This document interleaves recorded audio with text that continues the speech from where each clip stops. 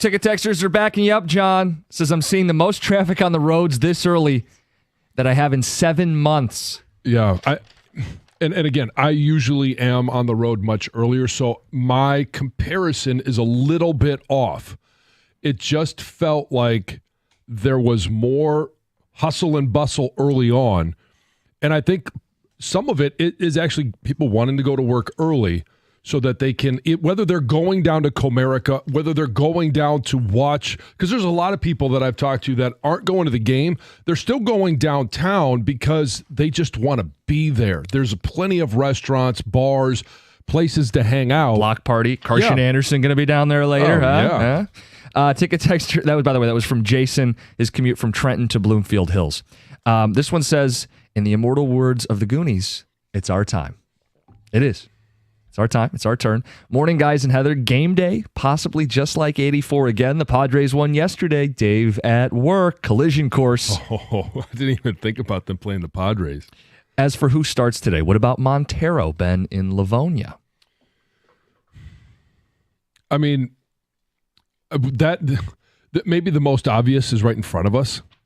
They had two, quote-unquote, starters throughout the course of the 2-month stretch, and Montero was one opposite Skubal. It's interesting. He didn't make the wild card round of the playoffs, but they did add him for the ALDS. Reese Olson starts, says Dave, then Herder, then we see how the game goes. You mix and match. You'll need Vest and Brisky later. Marcus in East Point says Jackson Jobe to pitch 3 innings, 1 time through the order, then go to Brisky. I want to give Jackson Jobe the nod. 100% aim for 2 innings out of him. I would like Jackson Jobe today.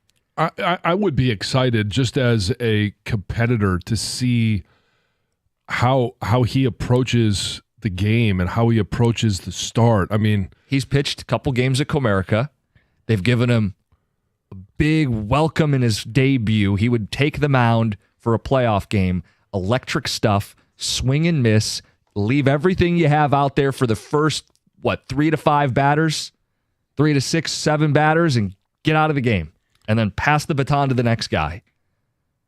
I'd love it.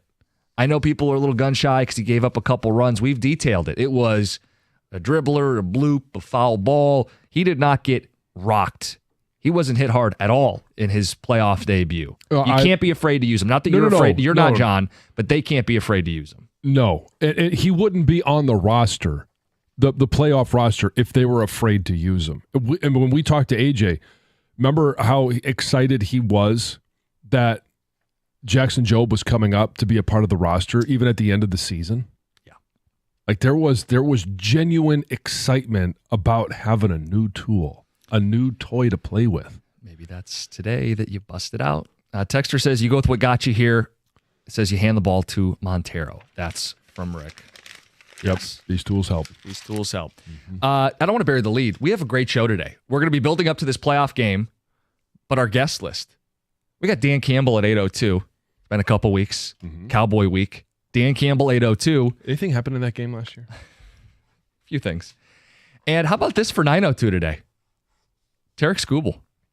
Oh, when Tom texted us that last night, I got really excited about being able to talk to Scoop. So let's tie this all together. Jackson Jobe will be reporting for duty today. Oh, reporting is eligible? Yes. There you go.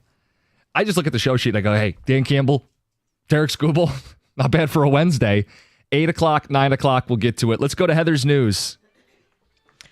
Let's talk a little more Hurricane Milton. This thing is wild. Currently churning in the Gulf of Mexico as a major storm. It's a Category 5 right now. It's expected to make landfall somewhere along the Florida coast very, very soon, tonight or into tomorrow morning. It's fluctuated in intensity over the past few days.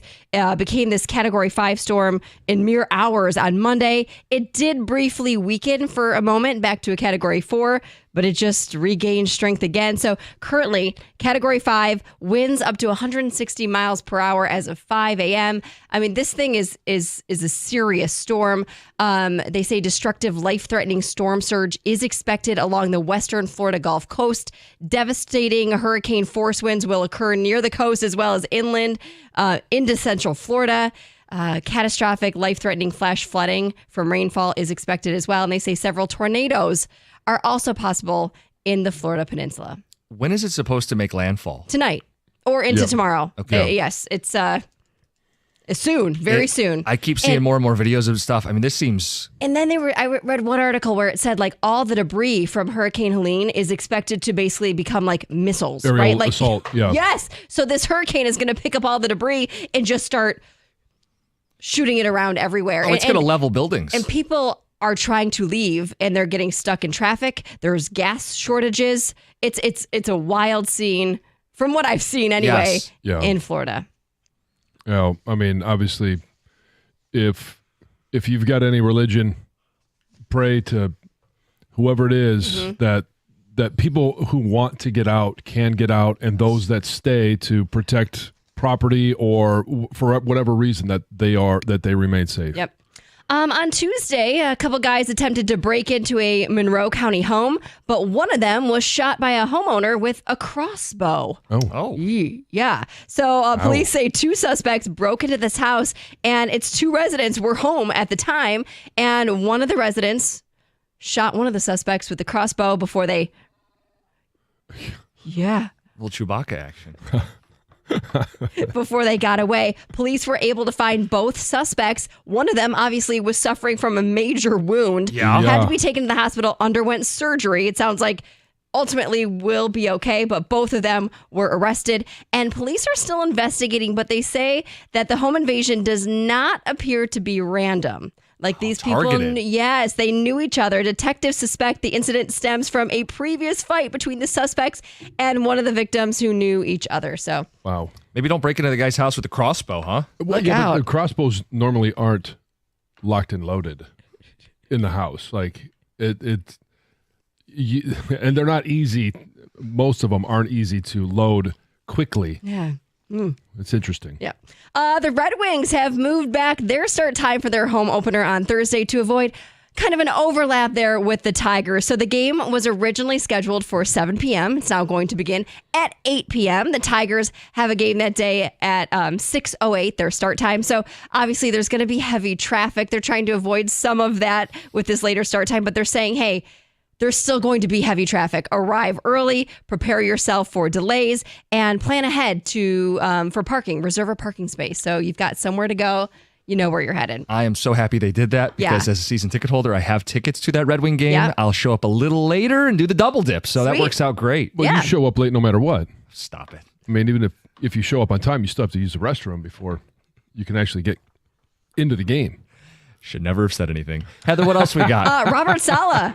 He's out my unexpectedly. goodness. The Jets fired him Tuesday morning after a disappointing start to the season. Sounds like he was completely shocked by this, escorted out of the facility. Obviously, they started their season with 2 wins, 3 losses, and they're coming off that big loss to the Vikings. And in a statement, owner Woody Johnson said that this was not an easy decision, but we are not where we should be given our expectations. And I believe now is the best time for us to move in a different direction.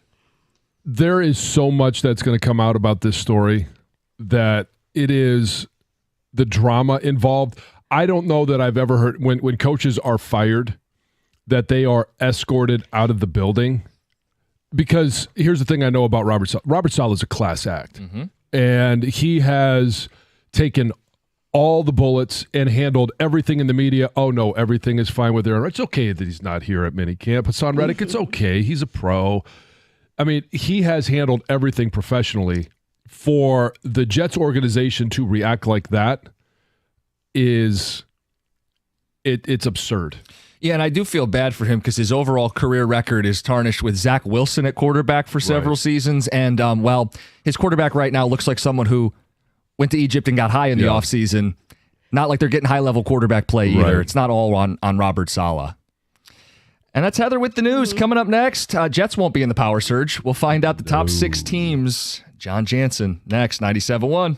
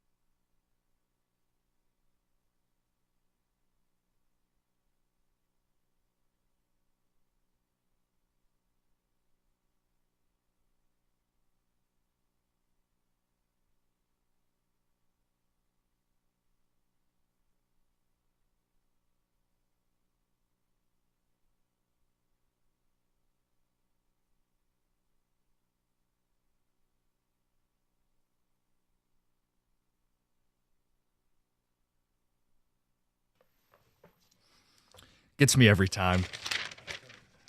Love that open. It does. It gets me excited every time as well. But what doesn't get me excited is the quality of play in the NFL right now. So let me ask you this. I'm going to start with a question. Okay.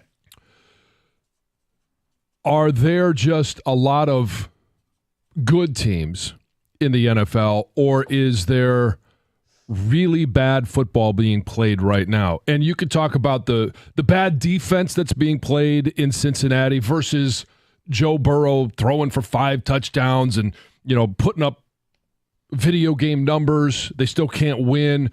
Like, I don't know. I don't even know how to handle Cincinnati. Yep. And then you look at the teams across the NFL where there are 20 teams right now, 20, 2/3 of the NFL we have 2 teams that are 2-2. That's the Chargers and Philly, because they were on a bye week. And, and obviously the Lions have only played 4 games as well, but they're at 3-1. But so there's 2 between the other 18 teams, they're either 3-2 or 2-3. There is just mediocrity everywhere in the NFL. And teams are separating themselves early. And I still have an issue with the loss to Tampa Bay, because the Lions should be one of those teams that are undefeated, because Tampa has fallen off. They're one of the teams that are 3-2. Yep. But, I ask you the question, is there just a lot of mediocrity? Good, bad? What do you think about the quality of play in the NFL right now? Yeah, I do think it's this mediocre middle.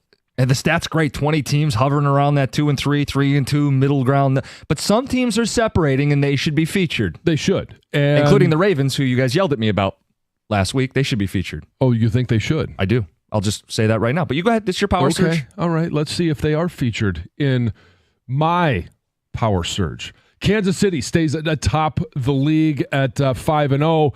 And you look at the wins. Okay, Saints, they've fallen off.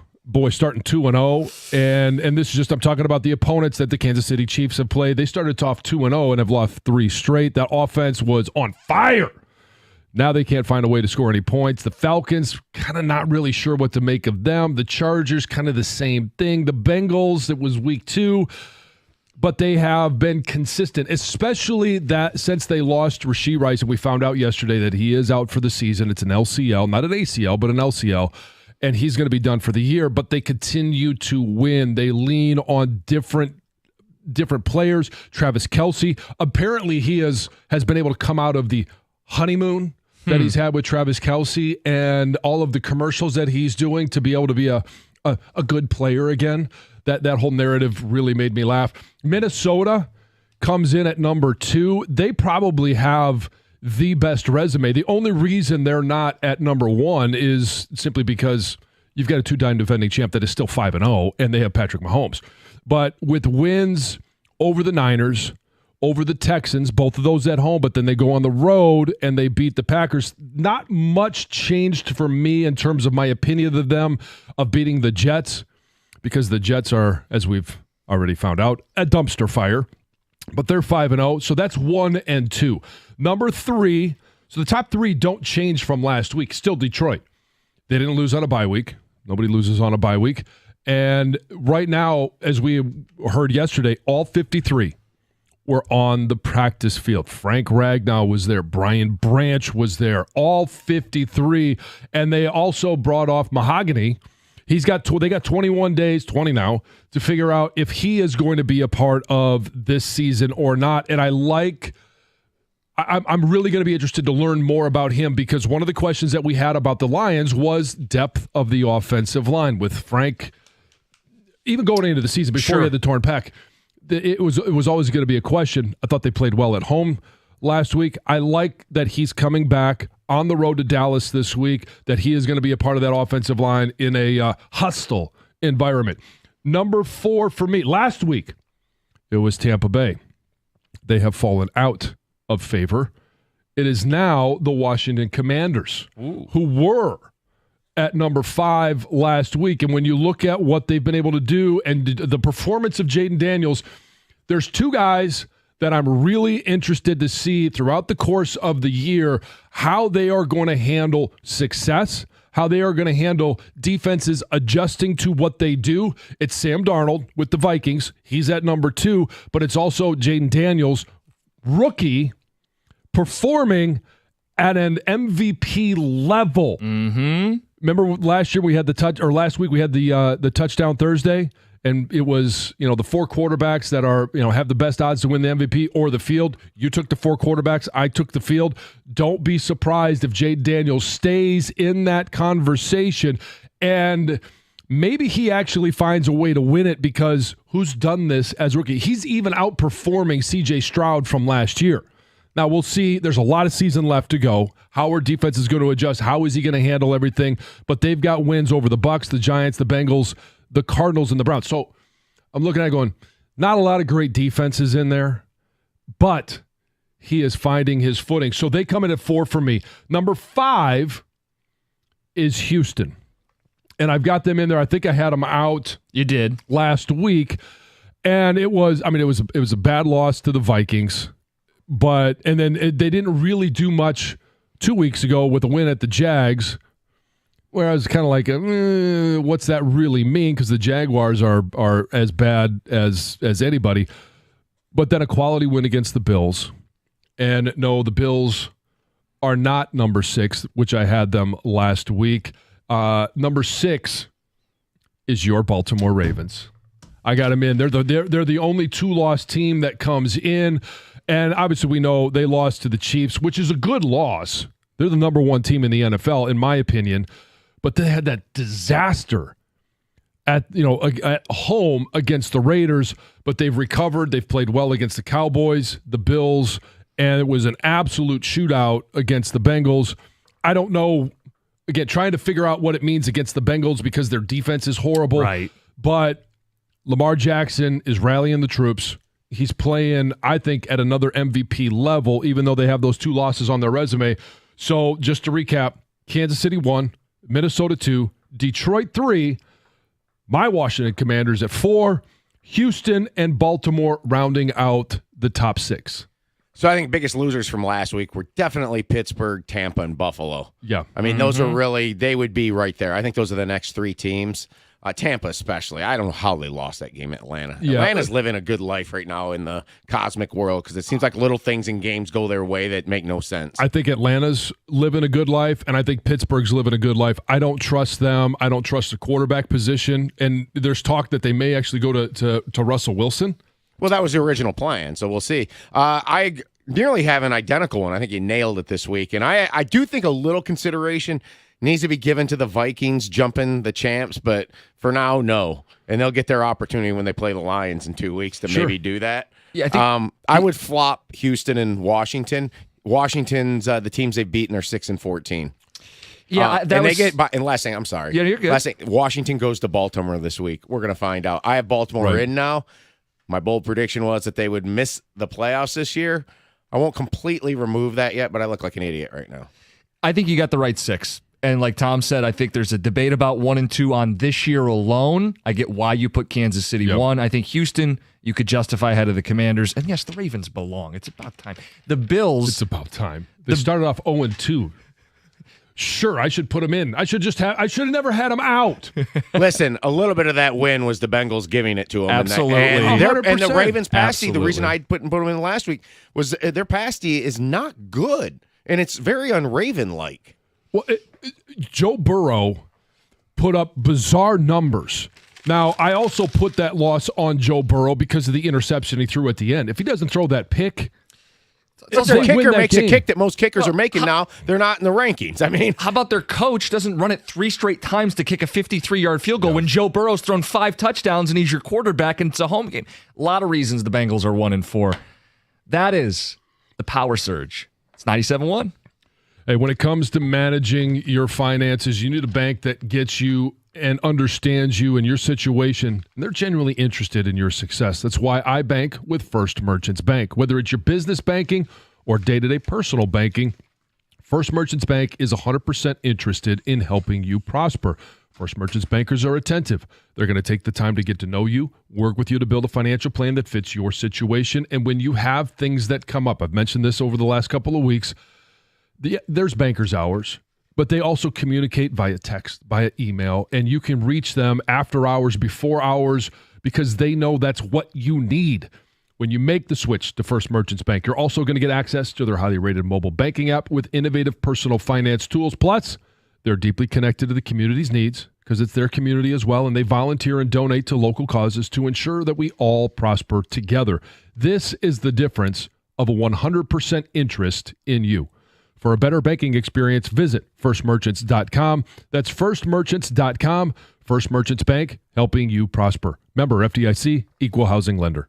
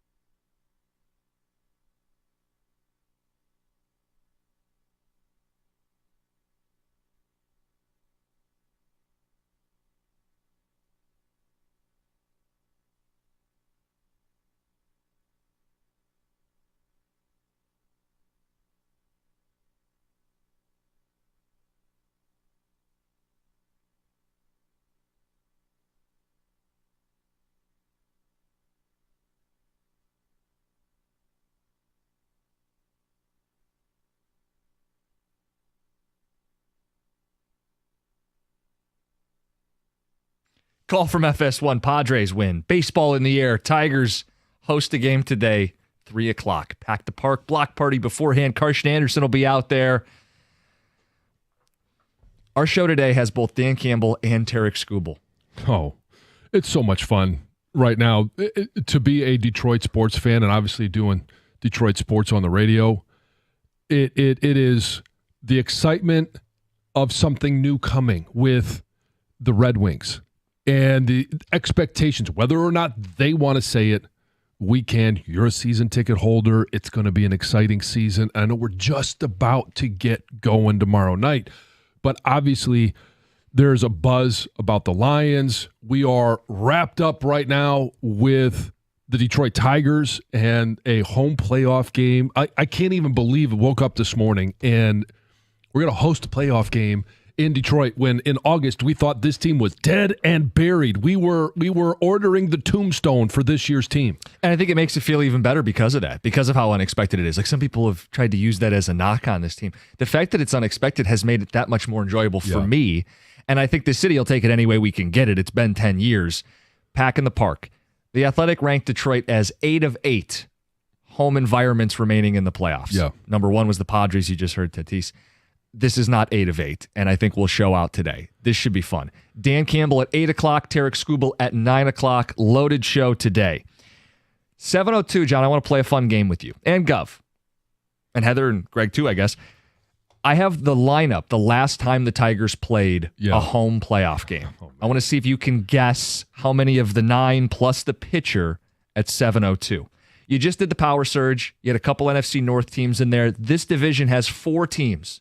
All of them with a winning record. This is the best division in football. We can definitively say that.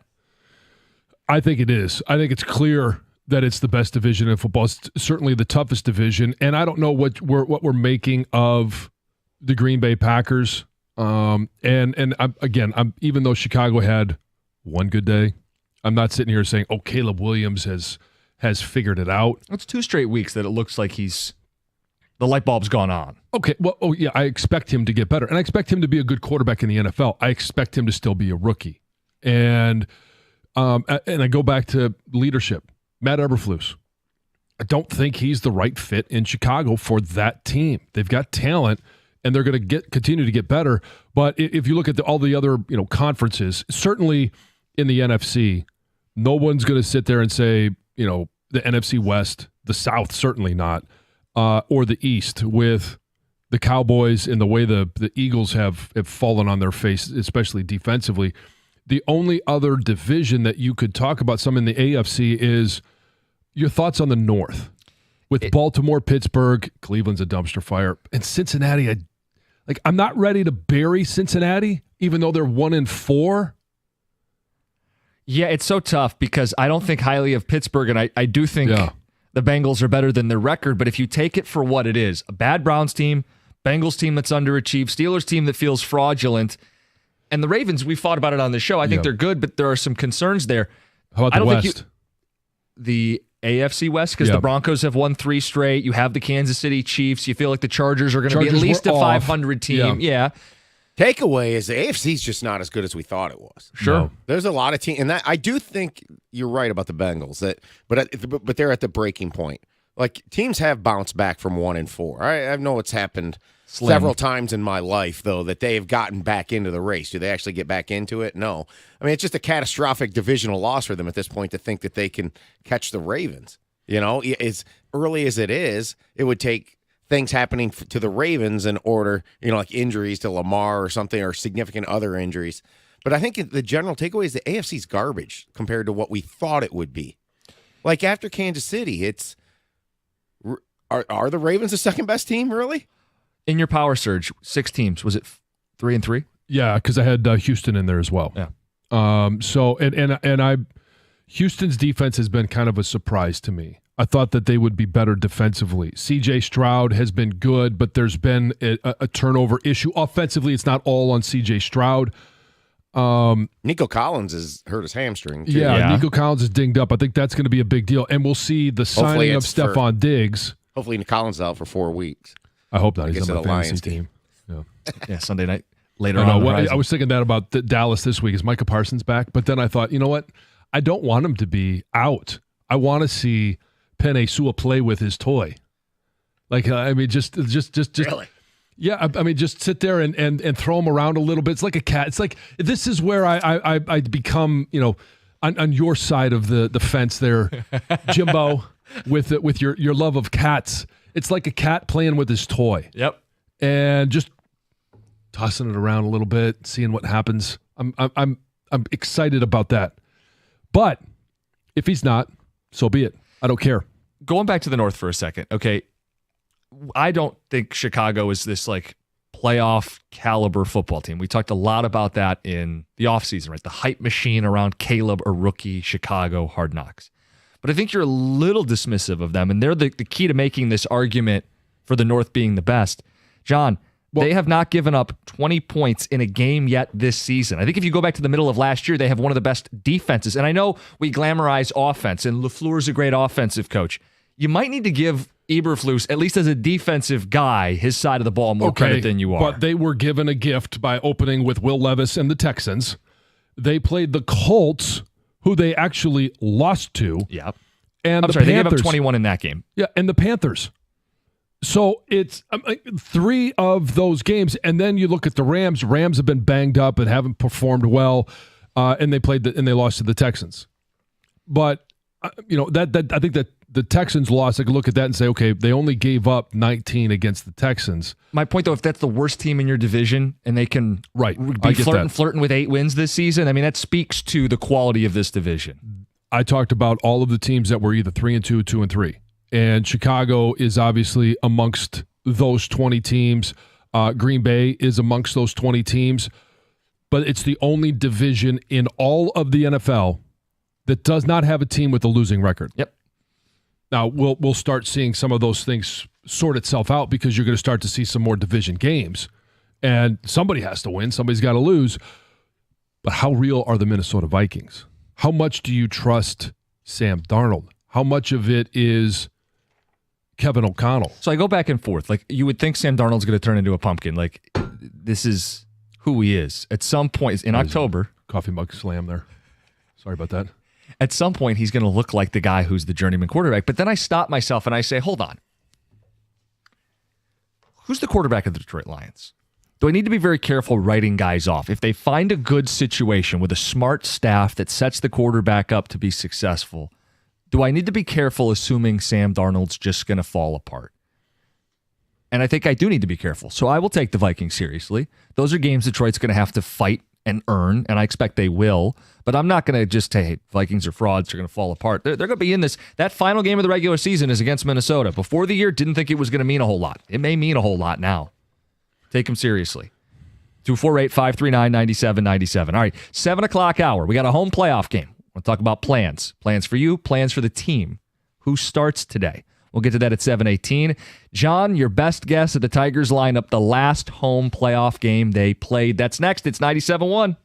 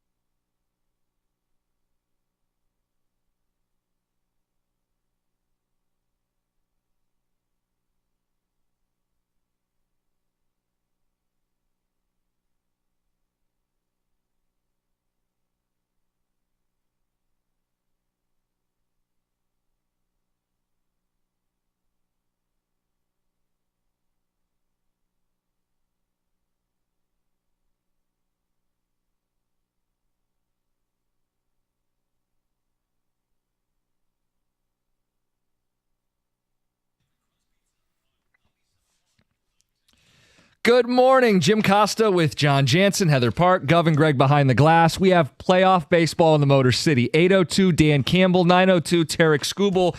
7:02, we play a game, John. The last time the Tigers had a home playoff game, how many members of that lineup can you name? And Tom can be a lifeline. Anybody else on the show can contribute. I wonder if you can get all 9 plus the pitcher that day. So it has to be on that very last day? The last home game they played in the playoffs. All right, so I think we could let's just take some of the top ones. And I just wrote down some that I think are obvious. Now, I may be off in year or two. That's the hard one here. This team was a little different. Cabrera. Yes, John. Miguel Cabrera.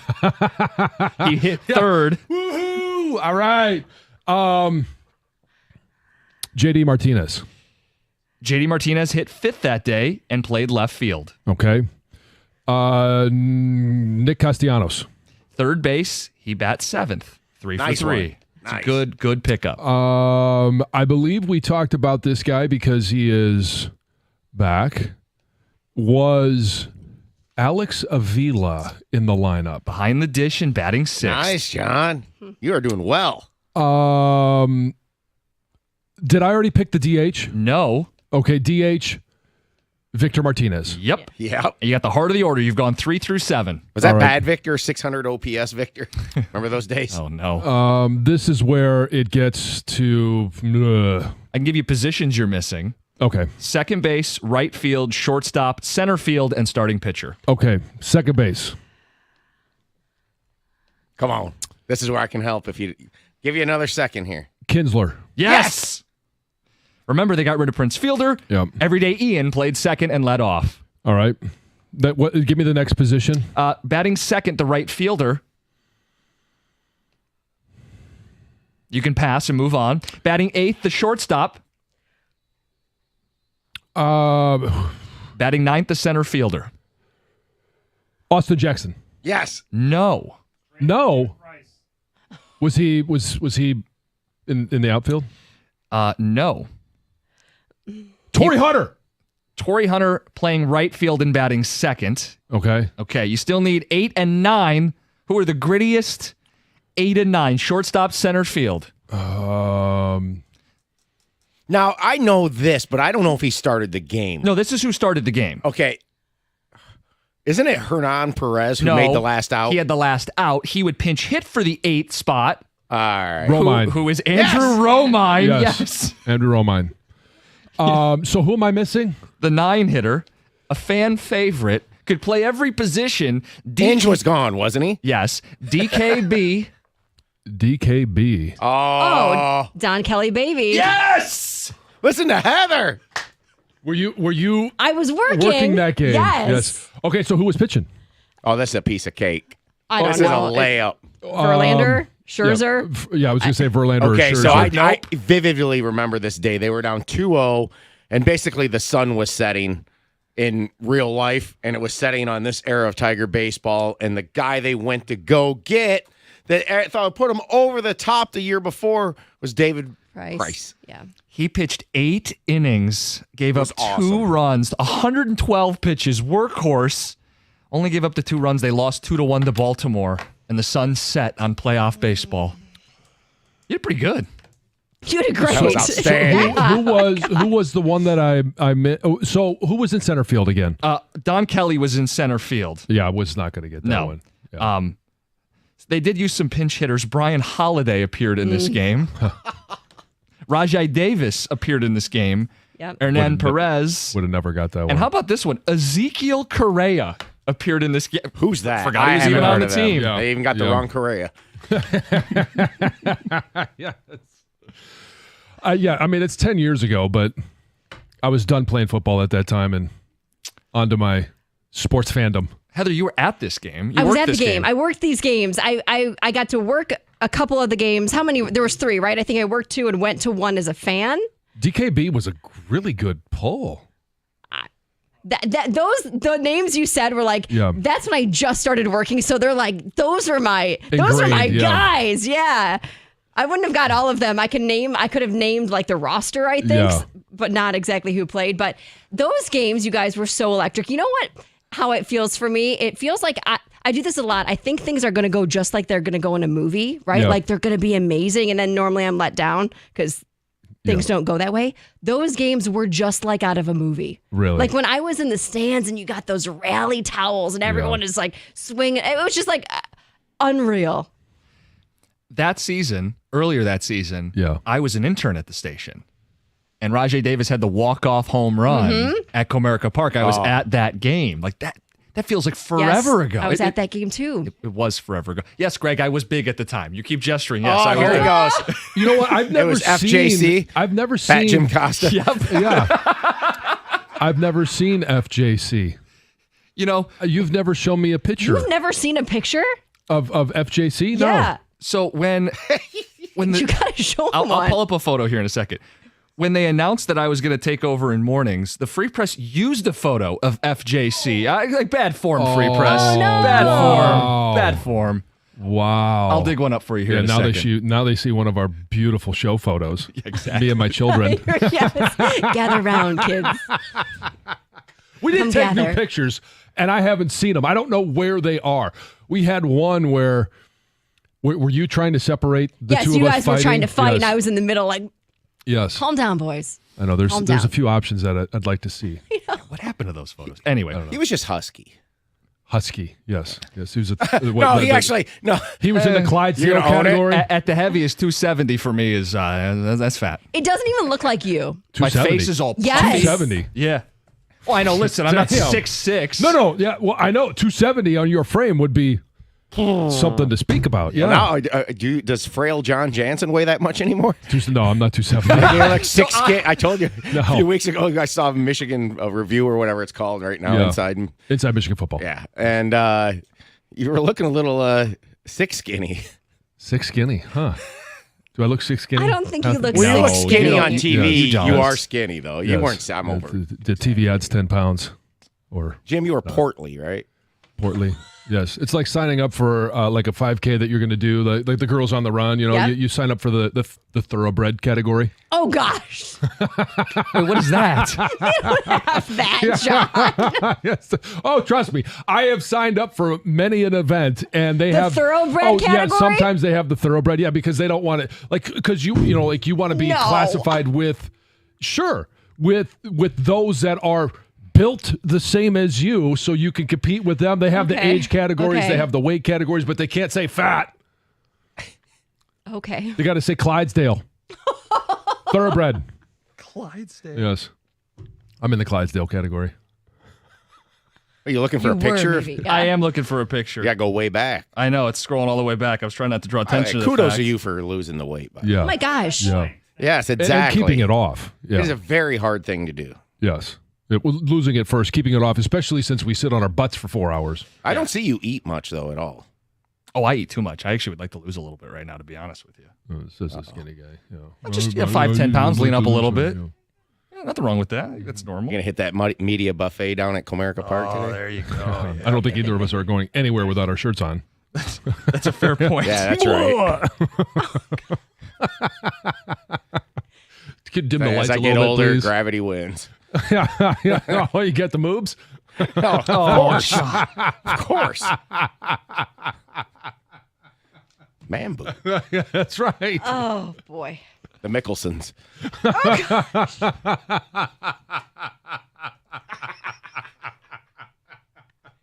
Yeah, those you could even see through his shirt. Not great. Not great. What, Here we go. Here's, the conversation or your picture? here we go. This is the picture the Free Press used. Oh, wow. Let me see this one. Oh, yeah. Oh, It doesn't wow. even look like you. Hey, congrats to our own Jim wow. Costa. And you don't have a beard there either, right? Nope. So That you wouldn't look matter. very, very. wouldn't No, round it but would he help a looks little bit. very different though. Like it doesn't look like you. I'm wearing a Tiger You know shirt. what? You just look uncomfortable. You look I remember in uncomfortable. your internship, I always just thought you still looked like you were really young. Yeah. Well, I was in college. But no, you look like you're younger than, like you look like you're in high school. That's what I said. Oh, okay. Like I pulled some 11th grader out of here for an internship. Yeah. Yeah, you going to get a shot and all the air comes out. He was a looked like a go-getter, balloon, though. yeah. No surprise he's landed on his feet. I did not bring this up to get congratulated for losing weight, but thank you. There's a trip back in memory lane. How'd that even happen? We went from the 2014 Tigers to, oh, well, you were fat back I then. was fat at the time. yeah. Yeah, Fat Jim Costa, JFC. FJC. Or yes. All right. We're going to get to Heather's news. We're going to talk Tiger baseball. It's all coming up. It's 97.1. Founders Brewing Company has been making high-quality beers right here in the great state of Michigan for over 25 years with a focus on using the highest quality ingredients. You can always count on Founders to deliver extraordinary quality in everything they release. And with that focus on quality, they set out to create a beer that lets you have it all, and that's All Day IPA. Here's what you get. A refreshing and deliciously flavorful beer. It's easy drinking and high quality. All Day IPA is an IPA that is naturally brewed with an array of malts, grains, and hops, creating a delicious citrusy taste and a clean finish. It's the perfect beer for anyone looking to make the ordinary extraordinary and the good times great. And speaking of great times, it's the fall. We've got great baseball here. We've got football this weekend. All Day IPA is the perfect beer for anyone on game days, whether it's at a tailgate, at home, or at the stadium. Visit foundersbrewing.com to find All Day IPA. All Day IPA, it's all in the taste. Founders Brewing Company, Grand Rapids, Michigan. For 21 years old or older, please drink responsibly.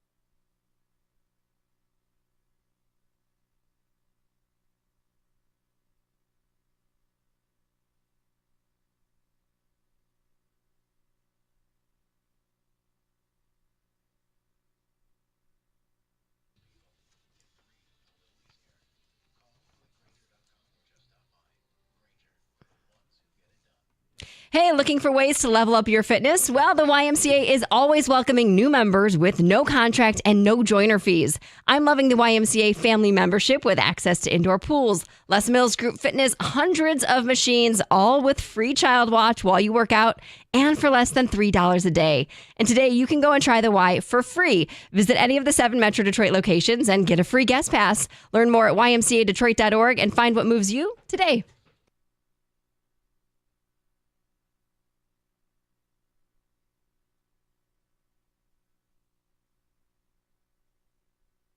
All right, we're going to get to Tiger plans, your plans, and the plan starter. Who do you want to see today? First, some ticket texts and then Heather's news. Ticket texter says, OMG, I just tried looking up Fat Jim Costa on Google. Not the best start to my Wednesday. Oh, jeez. Yeah. I think I had a better description at the break. It looked like you got stung by a bee. Several. Yeah, and just had a reaction. Yeah. This text just says chunky. Another one says beefy. Beefy. What? No, not beefy. Not beefy. What did FJC do to lose the weight? I just can't picture him as a gym rat. It started simple. Yeah. Walks and cutting out junk and smaller portions and eat until you're not full but just not hungry. Yeah. But then it gets addicting, right? You start slimming down. You start seeing success. I'm running. I'm going on the elliptical. I'm lifting weights. It was borderline obsessive. Yeah. But it worked. Yeah, it worked for you. That's great. Gov Husky reminds me of Kmart. Signed Dave. How can Tom make fun of how someone looks? He looks like he came from the poster from the movie Ghoulies. Mike in Williamston. I have a picture that I sent in my first couple of years. We were doing a show down at Music Town, and it was Stoney, myself, and Gov. And it was a selfie that I had taken, and they were kind of in the background, and everyone wanted to know why I brought both of my grandpas with me. Oh. Tom has stepped out, so he didn't hear that. That's not I've told him that one before, yeah. John needs to add a few pounds. I worry about a wind gust knocking him over. Yeah, the wind's still not going to get me. It's not. I'm not yet in the little people's warning, but yeah, I'm good where I'm at. Okay, good. Yeah. Heather, let's get to the news. Let's do it. I just also Googled and that same photo popped up and I go, whoa, whoa. Yeah, it doesn't look like you at all. Just I know. whoa. Same Heather, dude. I had professional headshots done, and the Free Press still used a photo from 8 years ago and 90 pounds heavy when they announced this show. What did I do to you, Free Press? Gosh. All right, you guys. So the time to evacuate Florida is running out. Thousands of cars fleeing just clogged the highways. You probably saw photos of that. Like people are just sitting yesterday just trying to get out. There was gas shortages. People couldn't get enough gas or worried about not getting enough gas. The Tampa mayor said that up to 15 feet of storm surge is forecast for her city, and it would build enough to basically swallow an entire home. And she said, I mean, her quotes are, she was the one that said, hey, if you don't leave, You're going to die. Yep. And then she also noted that, so with the storm surge, if you're in your house, basically, that's your coffin that you are in. Wow. Again, saying you are going to die in your home if you're there. The warnings have been strong, and Well, some people need it to be. They do. They don't take it seriously otherwise. And there are people who are choosing to stay. You know what made me so sad? You know, obviously you think about the people, you want all the people to get out safely. And if they don't get out, you want them to remain safe. You kind of forget to think about all of the animals. And I'm not talking pets, but like farm animals. Yeah, I watched this horses. TikTok of the horses at a stable. They were writing their phone number on the horses, and because they weren't able to take them with them. And it's like, oh my, it's just devastating because they can't decide for themselves to leave, so it's hopefully all the animals survive as well. A burglar was shot with a crossbow yesterday after breaking into a Monroe County home. This was just after midnight. 2 men broke into a house, and later on, one of the suspects was shot by one of the residents who lives there with a crossbow. They were able to flee, and police found them later. The guy that was shot with the crossbow, a 32-year-old from Newport, was taken to the hospital, had to undergo surgery. He does remain in custody while he's receiving his medical care. The other suspect was a 41-year-old Newport man. He was taken to jail. And it sounds like this was not a random attack. These people knew each other. According to the sheriff's office, the alleged home invasion stemmed from a prior altercation. So the investigation is still ongoing. If you're headed down to the ballpark today to watch the Tigers take on the Guardians at Comerica Park, they've got a new lineup of some fall-inspired food and some new drink options that you're definitely going to want to check out. A whole list of them. I'm not going to list all of them, but like some that I saw the photos that looked decent, like the loaded coney pierogies. Oh, those looked really good. Say more. Straight up cider and donuts, like just of course. I mean, always wins. Always wins, but they also have a cider and donut sundae, so you can get it's topped with soft serve ice cream. It just looks amazing. Little caramel drizzle. Yeah. Oh, then they've got the Tigers Red Hot. It's a hot dog that's topped with flaming hot Cheetos. I'm not a big flaming hot Cheetos. I'm not either, but I like spicy food. They make the Cheetos actually look good to me. Like the photo looked great. And then there's a lot of cool different drinks. You've got the Autumn Smash. The one that looks cool to me is the Tipsy Pumpkin because it's served in like this Tigers branded pumpkin. Oh. Yeah. Lots of cool things to check out. And also when you're down there, you're going to get to hear a Detroit local sing the national anthem. Oh, who is it? This is pretty cool. So 22-year-old Caleb Carroll, Michigan recording artist, born in Southfield, graduate of Birmingham Groves High School. He was 12 the first time that he performed the anthem at a sporting event that was at OU. Game. No, okay. OU basketball but he game. has done Lions games. Yes. He's done a lot of Lions. I mean, he's done Tigers, Pistons, Lions. He's done them all, including the Lions Monday Night Football game against the Rams last month. He also performed at the draft. So that was a big event. But this is going to be a really, really cool event for him. So you'll be able to hear him sing the national anthem.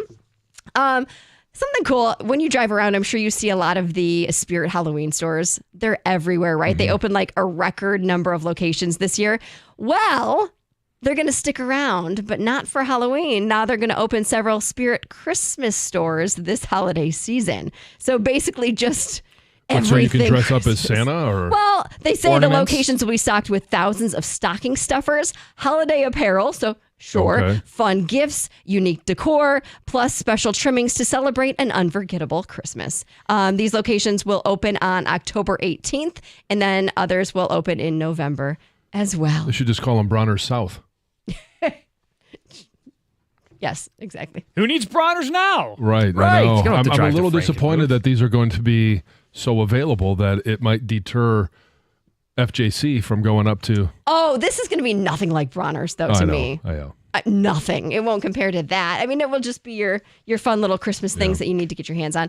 Robert Saleh, you guys, he was fired. He is out of a job. The Jets fired him on Tuesday morning after... a disappointing start to the season. They escorted him out of the team facilities. Pretty crazy. We know how they started. Am I supposed to stop my news now? You keep shaking your head. No, I'm talking to Greg. You're good. I thought they were like, okay, cut it out, Heather. You're done. Anyway, he's out. Kind of shocking. A very, very surprising fire. I don't think he was expecting it. No, at 2-3, losing record, okay. But this feels like Aaron Rodgers has his fingerprints all. Oh, yeah, no question. And the reports, there's going to be more reports that come out. One of them is that minutes before he was fired, he demoted Nathaniel Hackett, Rodgers' boy, Rodgers' buddy, who's calling the plays, to no longer call the plays. Yeah, how about the quarterback plays better? Yeah. How about that one? Yeah. That's Heather with the news. There we go. All right. I wanted to get to Steve in Northville to kick off our Tigers conversation. We asked who should start. Steve, you can start for us. I said I thought Jack Flaherty should start because they shouldn't have got rid of the guy, leaving us stuck with one good starter. Not a bright move. Steve, are you punking us? Paying him, pay the man. Pay the man. Well, they could pay him this offseason. Are you trolling us, so though? Like, at the end of July, did you think that they were going to be a playoff team and should buy instead of sell Jack Flaherty? That's a great question, but I thought they should have kept him because he deserved to stay. And I can't get out of my mind the fact that I don't know of any other team in the history of Major League Baseball who gave away 4 Cy Young winners for little or nothing in return. Listen, who does that? Al Avila does, and Al Avila is not here anymore. Right. But if we want to break this call down, I'm a little confused why we got it to begin with. it was clear they had to sell at the deadline. Try as they might, they never really built up any momentum with Jack Flaherty on the staff. They traded him away and pitched phenomenally as a team from August through September. They didn't miss Jack Flaherty's pitching to get here. And what did they get in return? Trey Sweeney, who played better at shortstop than anybody they had the previous 100-plus games of the season. Who was that? The previous games? Yeah. Javi Baez. Thank you. You see, by the way, he's hanging out with the team now? I know. Not on the playoff roster, but he's around. He'll be there today. Make sure you wave to Javi on your way to the ballpark. All right, we'll talk about that. The playoff atmosphere is back. Who do you want to start? It can't be Jack Flaherty. It's 97-1. When I needed a new furnace and AC, I called the guys at Mastercraft Heating, Cooling, Plumbing, and Electrical. They've got all the best equipment and prices, but I think the biggest difference is their customer service plus the 5-year warranty. So I know I'm covered. I've actually called them in the last couple of weeks for some plumbing. I'm going to give them a call for some electrical. And they do all of it. Heat, AC, plumbing, electrical. They even have generators. Tell them John Jansen sent you for up to $500 off fast installation, like same-day service. Who doesn't love that? If you want to find more information, you can find them on the web at mastercraftheating.com.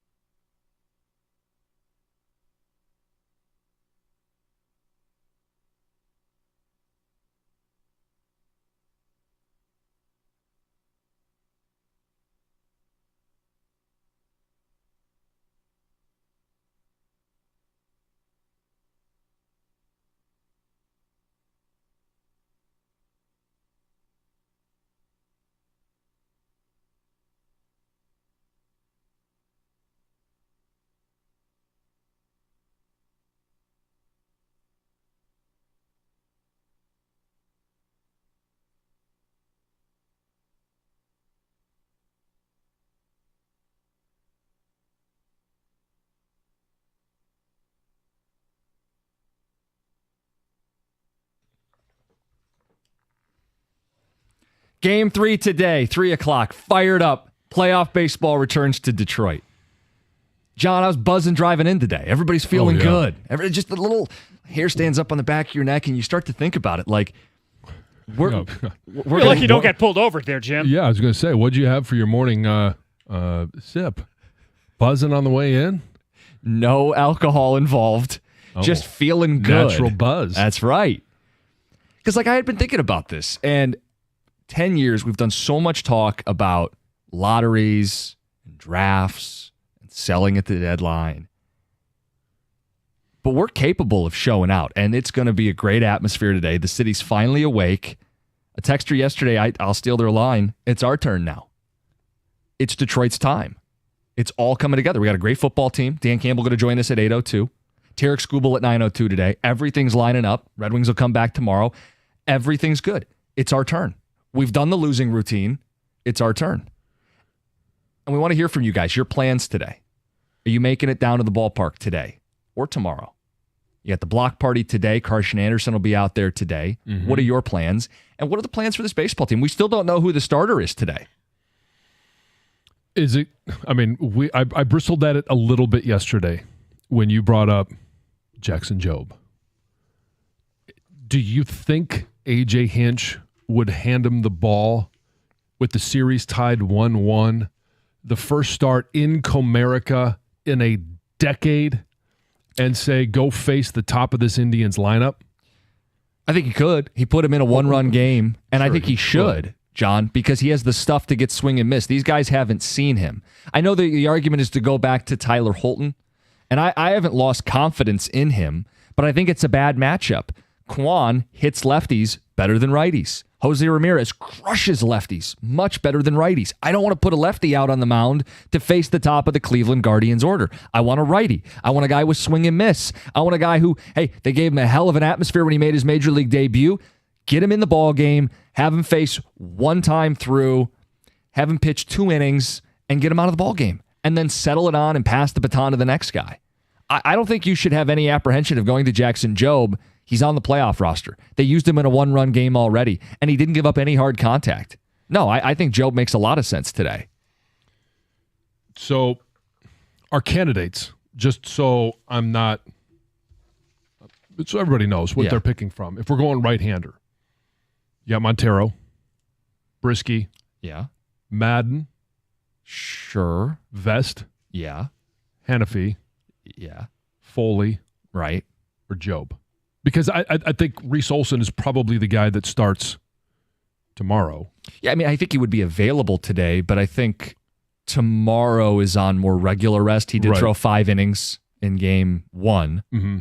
That's why I think Reese Olson is probably your game 4 starter. Or bulk guy, whatever they decide to do.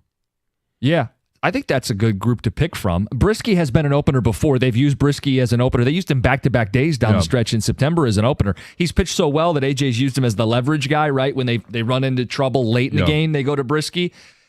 Vest, Brisky, right-handers with power. I mean, they're throwing 98, 99, 100 miles an hour. Jobe is supposed to be one of those guys too. So I think, the combination of the hard-throwing righty to begin this ball game. If they want to save Brisky, it's dangerous. You don't want to be down. Right. But if they want to save Brisky or Vest for a leverage situation, then I think Jobe makes the most sense.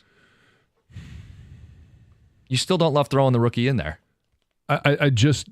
Where did this John come from? Because you were cool with throwing the rookie in, last round? Because it was he was facing 6, 7, 8. Yeah. And he didn't give up any hard contact. That was a big point that we made the day after, is the 2 runs that were scored it was a play that was mishandled by, well, you could say... It would have been a great play or not. Should have been done between Torque and the catcher.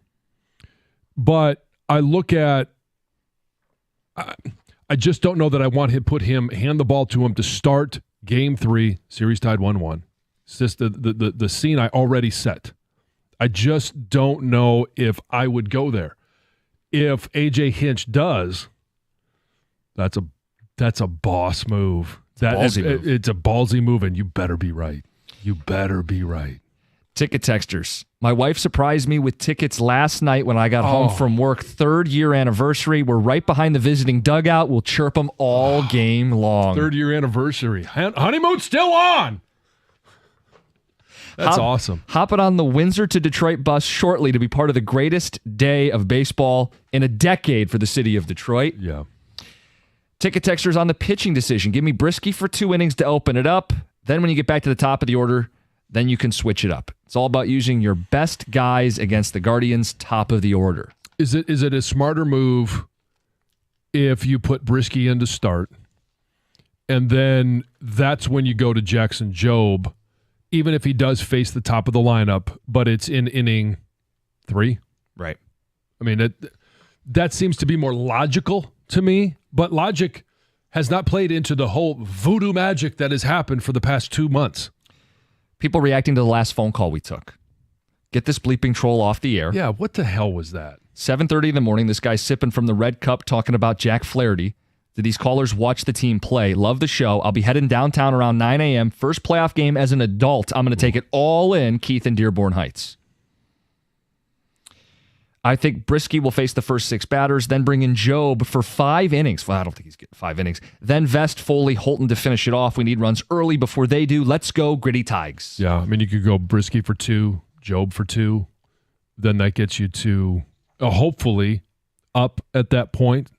Because the Tigers have had a lot of base runners early in both of these games. You're right. Specifically against Boyd. I think it's runners in each of the first 4 innings, runners in scoring position some of the time. Yeah. Jobe doesn't have 5 innings of major league experience yet, much less 5 in one game. Right. One playoff game. And they've been very cautious. Like even we had AJ on, I think it was last week, and he said, Jobe's going to be a starter for us, but he made sure to say, not in this playoffs. Like even Scott Harris has said his role, he's not ready to be a starter, but they think in spurts they can tap into the swing and miss that he has and not ask him to go through the lineup 2 and 3 times at this point in his development. Right, but okay, so not a starter, but could he be an opener? Right, yeah, no, I think that's absolutely a possibility. By the way, he was not that this means anything, he was the representative speaking to the media yesterday. Right, which is typically the starter. Next starter. Yeah. Doesn't guarantee anything. But AJ has not announced the starter yet, and we thought we were going to know last night. Well, he said he was going to let the Guardians know last night, and I don't know what the rule is as to when, or is this another baseball unwritten rule where you let the team know ahead of time who's going to be throwing, and then maybe there's another unwritten rule where they don't release it. They're not the leak that allows the rest of the public to know who's going to be throwing. I'm taking my 10-year-old son to the game. There's nothing like playoff baseball. I told him that, Frank in Detroit. Someone help Cookies out. If Jobe makes it through the lineup 1 time, that's 3 innings, not 2. No, I just mean like he's not going to go through a second time. Right. Ticket Texter says, you can't blindly throw Jobe in against the top of the order. You have to pick your spots when they get up, when you get an inning with like 5 through 7 due up. I don't think they have to be up. I do think you pick your matchups, and that's what AJ has done. He's picked his matchups, bringing in Jobe earlier. It was, in against the Astros, it was to face, 6, 7, and 8. So a guy says no part of Jobe against Ramirez. 1 bad pitch, it could cost you the entire game. How do you guys feel about the possibility of Jobe as the starter? Still not announced. It's 97-1. Hey, why not dive into the best pool in history? That's Stadium Swim to watch all the great moments in Detroit sports right now. If you can't be at the ballpark, why not do it where it's sunny and you can jump in a pool? Located at Circa Resort and Casino. Catch all those games at a viewing experience built for sports fans. Chill on one of the 6 pools on 3 different levels for a perfect view of the massive 40-foot-tall, high-definition screen. That's Stadium Swim. It's America's favorite place to watch all your sporting events here in the fall. Swim-up bars, instant-ready selfie walls, and 1 nonstop party. Score your perfect game day spot with cozy day beds, private cabanas, or grab a lounge at the center of the action. You can reserve your spot today. It's 365 days of sports poolside, located at Circa Resort and Casino in downtown Las Vegas, and it's right there on Fremont Street. Stadium Swim, all sports, all seasons. Book your spot today at circalasvegas.com.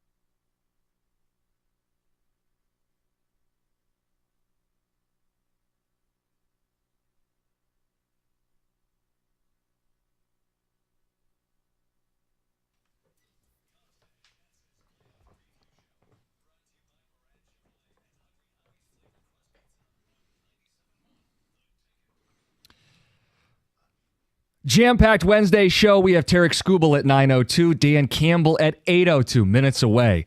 Playoff baseball returns to the city of Detroit, and we've been talking about it. Your plans for today and tomorrow, you making your way down. The plans for the Tigers today. Who starts? We still don't have official word. I threw out Jackson Jobe. Ticket Texter says, I love the idea.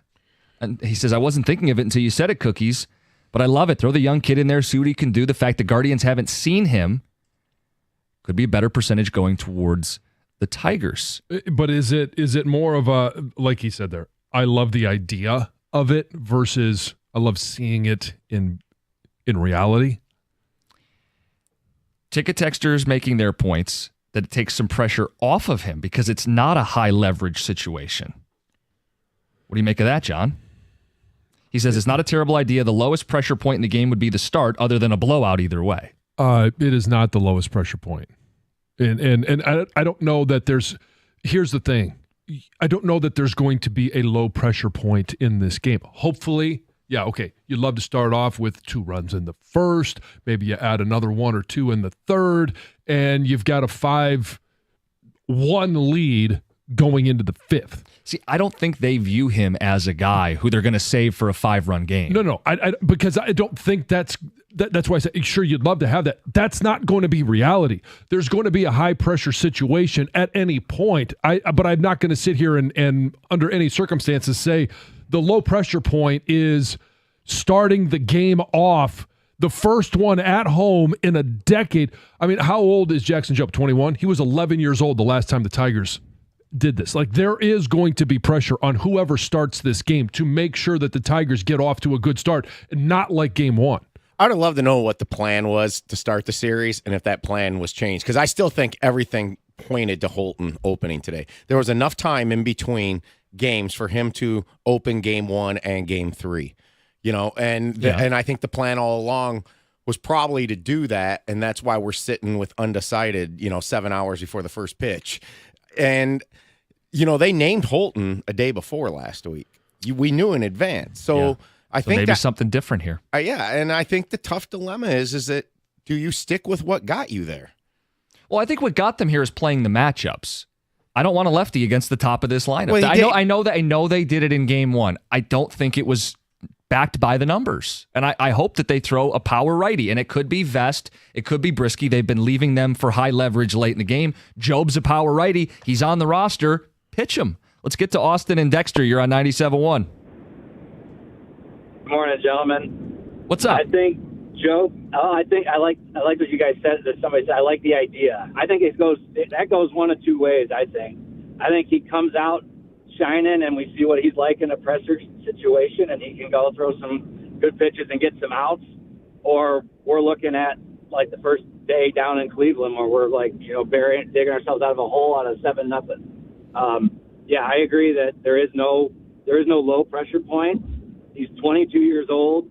This is going to be the biggest game of his career, and it's going to be thinking about it. So can he deliver? So ultimately, do I think we should do it? I think yes, you could do it, but be prepared to see the pendulum swing heavy one way or the other. I don't know if there's going to be a middle ground. What do you guys think about that? That's probably fair. I mean, it's a tone setter. If he settles in the first inning, you're a genius.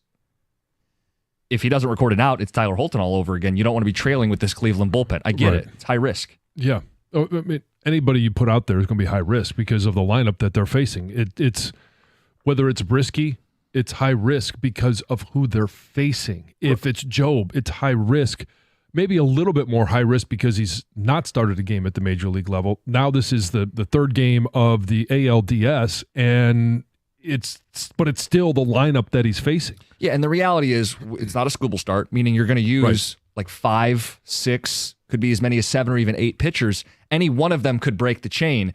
The reality, though, is Feder and AJ have done a great job taking guys who couldn't get outs at AAA and turning them into stars at the major league level. And the guys they've done it with don't have half the talent that Jackson Jobe does. Right. So I'm not saying you're afraid, but I'm certainly not afraid of giving him the ball today in the first inning. Right. And again, you're starting off with Kwan, and then you've got Fry. Then you've got Jose Ramirez. Yeah. Like, it is a gauntlet. Naylor's not an easy out either. No. And so it's, you look at it, whoever you put in there to start, is going to have the same gauntlet. And if you believe that the smoke that Job is throwing or can throw is going to be better than Brisky for an inning or for 2 innings, then go for it. David in Commerce, you're on 97.1. Yeah, I've been talking about this all week. Ever since the series started, I said he should start Game 3 at home. One, he is he's been the starting pitcher all year long. Potentially, you could put him out there, and if he is on, has his stuff, and he mows down the first, the second, you can bring him back for the third. You could stretch. He is stretched out as much as he can be now. Obviously, he hadn't pitched a start in probably 2 weeks, but has the ability to. And then you can also just use him like you're playing on an opener. That's 1, maybe 2 innings. Mm-hmm.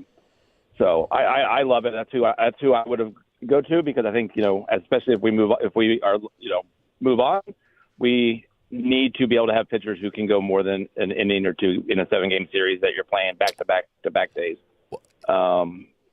This strategy is going to be harder to implement in that type of situation. Yeah, so, it's back to back, David, which is a great point by you. The guys you use today, they may be available tomorrow, but not necessarily, depending on how many arms you use. It is the mechanism of bullpen day after bullpen day. It's not back to back to back, though, because if it goes Game 5, there's an off day Friday for them to reset, and then it's Skubal, and you don't need as many arms anyway. So you're really emptying out everything you got these next 2 days. And no matter who you put out there, like I keep going back to, it's a gauntlet. No matter who you put out there, it's not Skubal. All right, and so you're going to have to live with the matchup. We've got Dan Campbell coming up next. It's 97.1.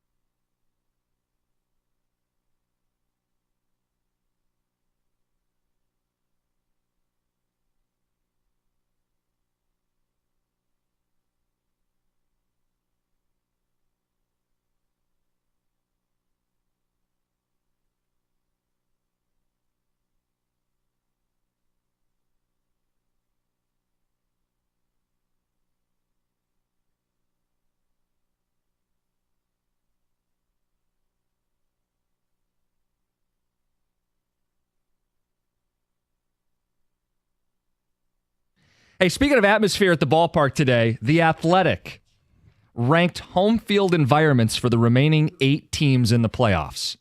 Number 1, Petco Park, Padres. They're getting after it. I get it. I understand. Number 2, Citizens Bank Park, Red October, Phillies, Philadelphia. Rabid fans, I'm cool with it. Number 3 is Yankee Stadium. Number 4 is Dodger Stadium. 5 is Kauffman Stadium and the Fountains of Kansas City. 6 is Citi Field with the Mets. Progressive Field is 7. Wait, that means they think the Tigers have the worst playoff atmosphere of the 8 teams remaining. Or least, but it's also because they haven't seen it. You have a sample size of all those other teams within the last decade, some of them very frequently in the postseason. I'm not going to hold their feet to the fire because they haven't seen what Comerica Park looks like in a decade. Some of those writers probably were in high school when this horrid streak started for the Tigers. It just goes back to something I've said. I think that people sleep on what this city is as a sports city. All right, let's get to Lions head coach Dan Campbell.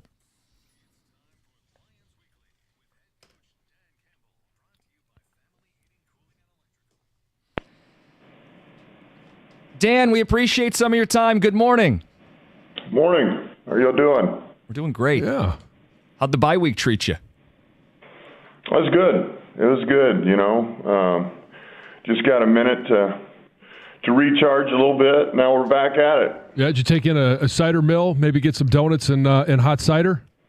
No, I didn't get that far along. I wish I would have, but I did get to sit on the couch for a minute, so that was good. Good. I want to ask you this because it was reported yesterday that all 53 guys are back on the practice field. It's got to give you a good feeling. And the bye week, did it hit you guys at the exact right time to this point?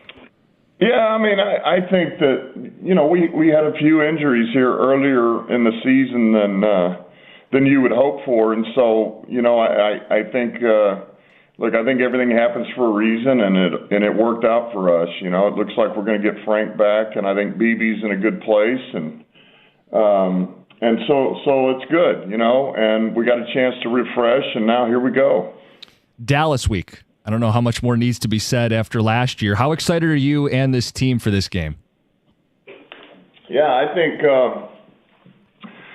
we're all pretty excited. I mean, let me just start here. It's the next one, and that's what I told the team. First and foremost, it's the most important game because it's the one right in front of us. It's the next one. But certainly this team's had our number, and we've gone out there every year, and so we get to go out there again and try to get this stain out. So, man, I'm looking forward to it. The team's looking forward to it. We got a heck of a challenge. Those guys at Dallas played a damn good game now. I mean, it wasn't perfect, but to go out to Pittsburgh and grind it out with those guys and come away with a win, they got plenty of fight over there, and they got weapons.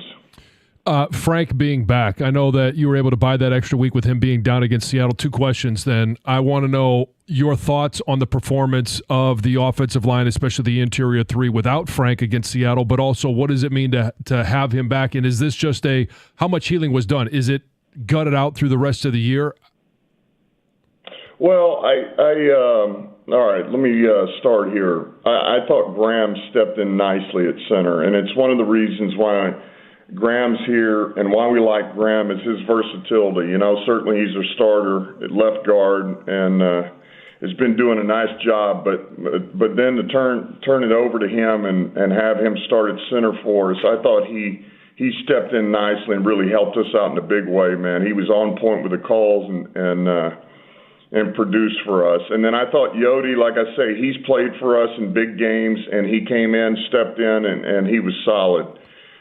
So that was, man, that was big, and that's what we expect out of those guys.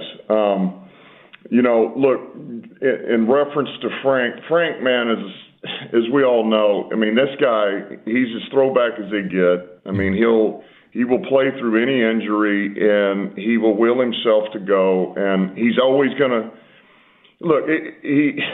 As with anybody, here we go in week 4, and you played a number of years. You're never going to feel like you were when you were 21 again. Oh, yeah. And they understand that. He understands it. And I know this.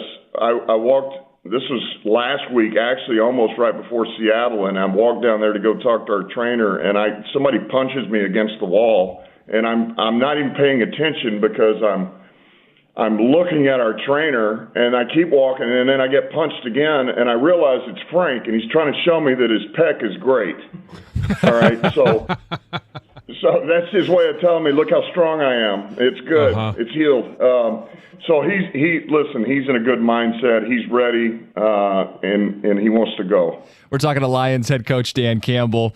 Tim Patrick looked like he's getting more involved now coming out of the bye week. Is he what you were looking for in that receiver room, that outside guy or that third receiver? I think I brought this up before. I think he fits what we're about. And yeah, I think, man, he brings a skill set, demeanor, the size, everything that is something we don't have in there. And, the mindset of the way he is, he competes, he grinds on it, he's tough, he's physical, but he's got this big catch radius. He's kind of a sneaky run after catch guy.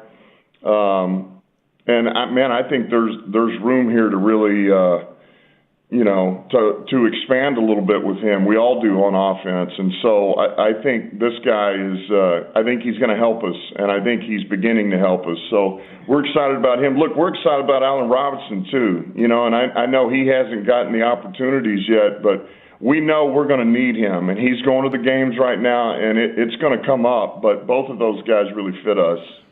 Terrion Arnold, I think he's performed well, but he's been penalized a lot in the first 4 games, like 8 times. How concerning is that, and is that something that can be tweaked, adjusted throughout the bye week? Do you expect that to improve? Yeah, we do. We do. It's something we talked about. And as a matter of fact, we had our big practice was yesterday, our big first down, full pad practice, a little longer. And we had one-on-ones in there, competitive. And that's what those are for, man. Those are to work your craft and really hone in on your skill, man, get better at it.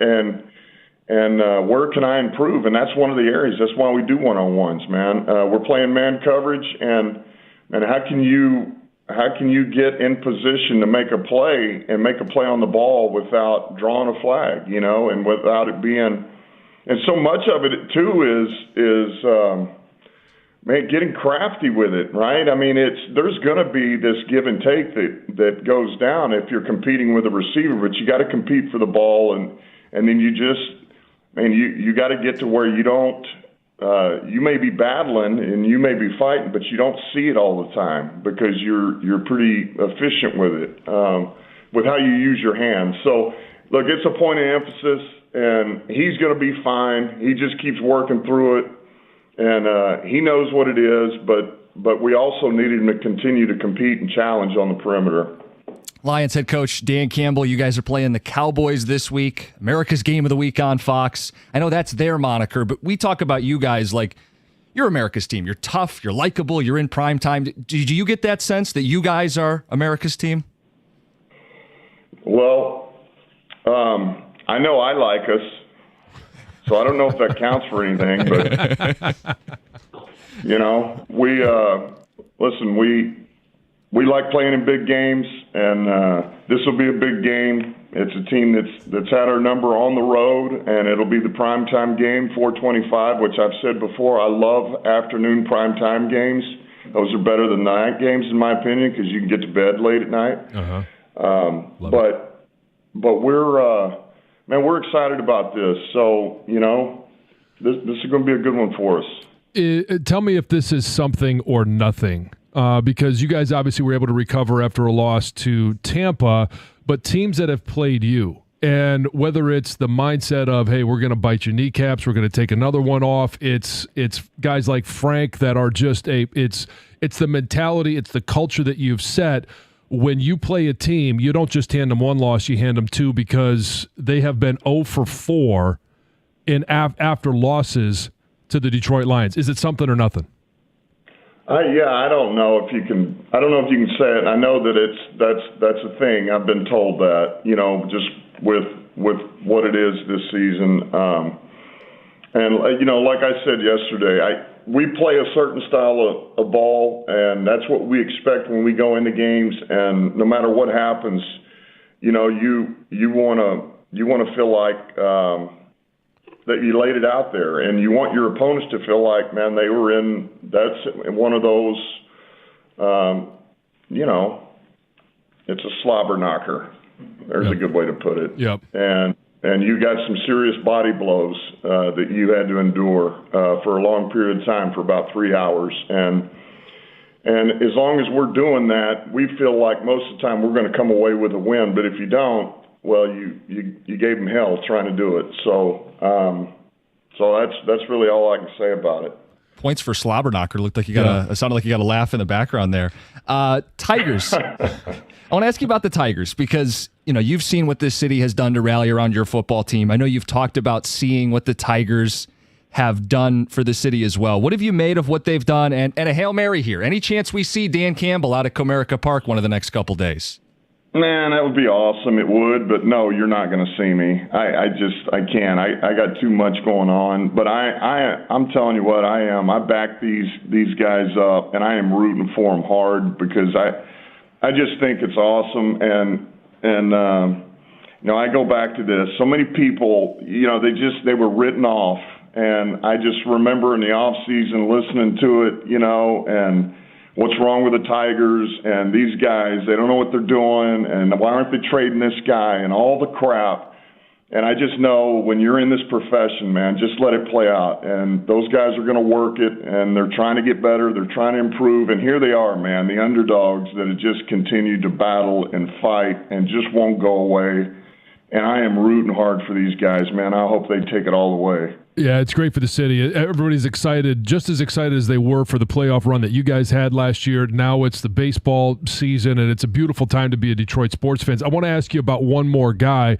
You started the clock on Christian Mahogany. He's a rookie. What do you need to see from him in the next 21 days, now 20, that would allow you to keep him up and be a part of this team moving forward this year? Yeah, I think improvement. We need to see improvement, and I think it needs to happen every day. And we're not talking about leaps and bounds, but we need to feel like, look, yesterday was his first day to go, and he looked like he hasn't practiced, which he should, because he hasn't. And but that's all we expect, man, is just stack days together and get a little bit better and show the improvement, show that you are gaining traction. And I think as long as he does that, it's going to be hard not to want to put him on the roster, but we'll see. Lions head coach Dan Campbell. We'll check in again next week. Good luck this week against the Cowboys. All right, appreciate it. Thanks, Take care. Yep. It's 97.1. You've heard me talk about injury attorney David Feminino for some time now. Just listen to some of the results that David and his team have been able to get for injured clients.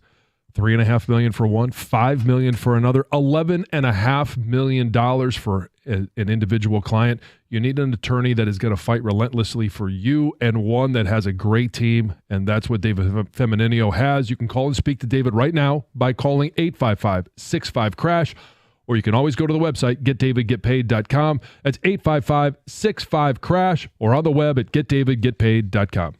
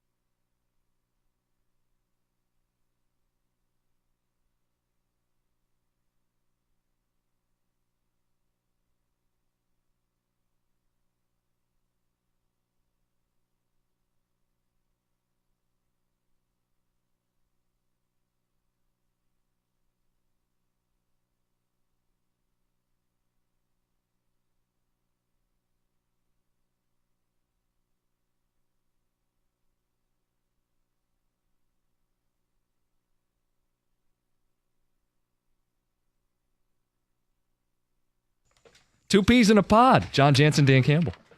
Yeah, I'll take that. Caught it immediately. You're talking about the Tigers. You got to let the season play out. Yeah. They fought. They scrapped. Here they are playing a playoff game today. You had them all up at the end. See where you match up. Tigers ended up being in playoff position. That's why you let it play out. Thanks, Dan. Thanks, John. They've both owned this gritty moniker. Tarik Skubal had the gritty T-shirt on after his last start. Tarik Skubal's going to join us this morning at 9:02. Yeah, loaded show. Dan Campbell into Tarik Skubal. What'd you take from Dan?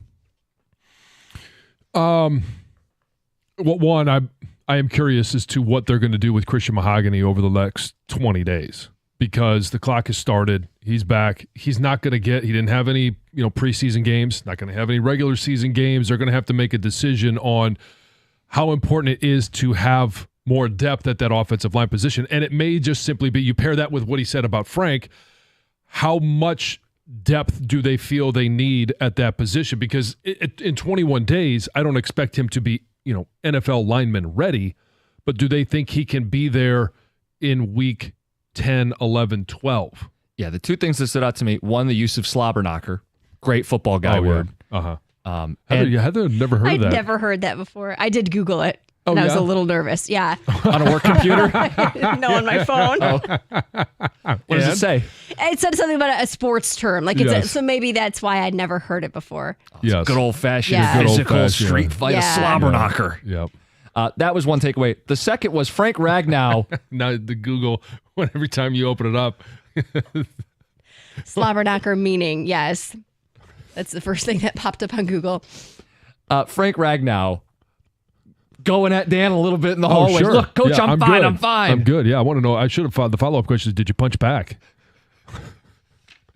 What the hell is going on? But we know, and it's the reality, he's never going to be the player health-wise that broke into the league in his early 20s, but he's a tough son of a gun. Yeah. He's going to gut it out. The only question is just effectiveness.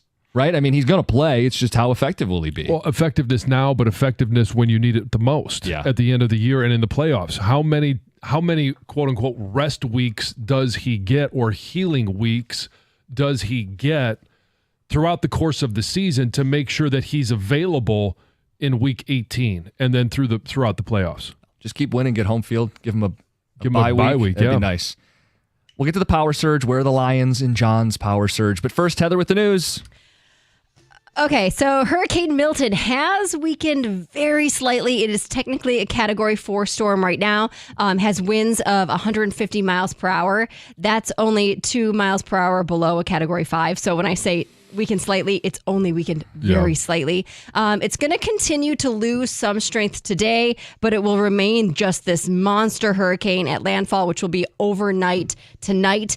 And they say, unfortunately, a weaker Milton doesn't mean less destruction, because this is the storm surge is still going to be there. Huge, and it's a big storm, right? So they say over the past 24 hours, the winds expanded from 80 miles to 140 miles from the center.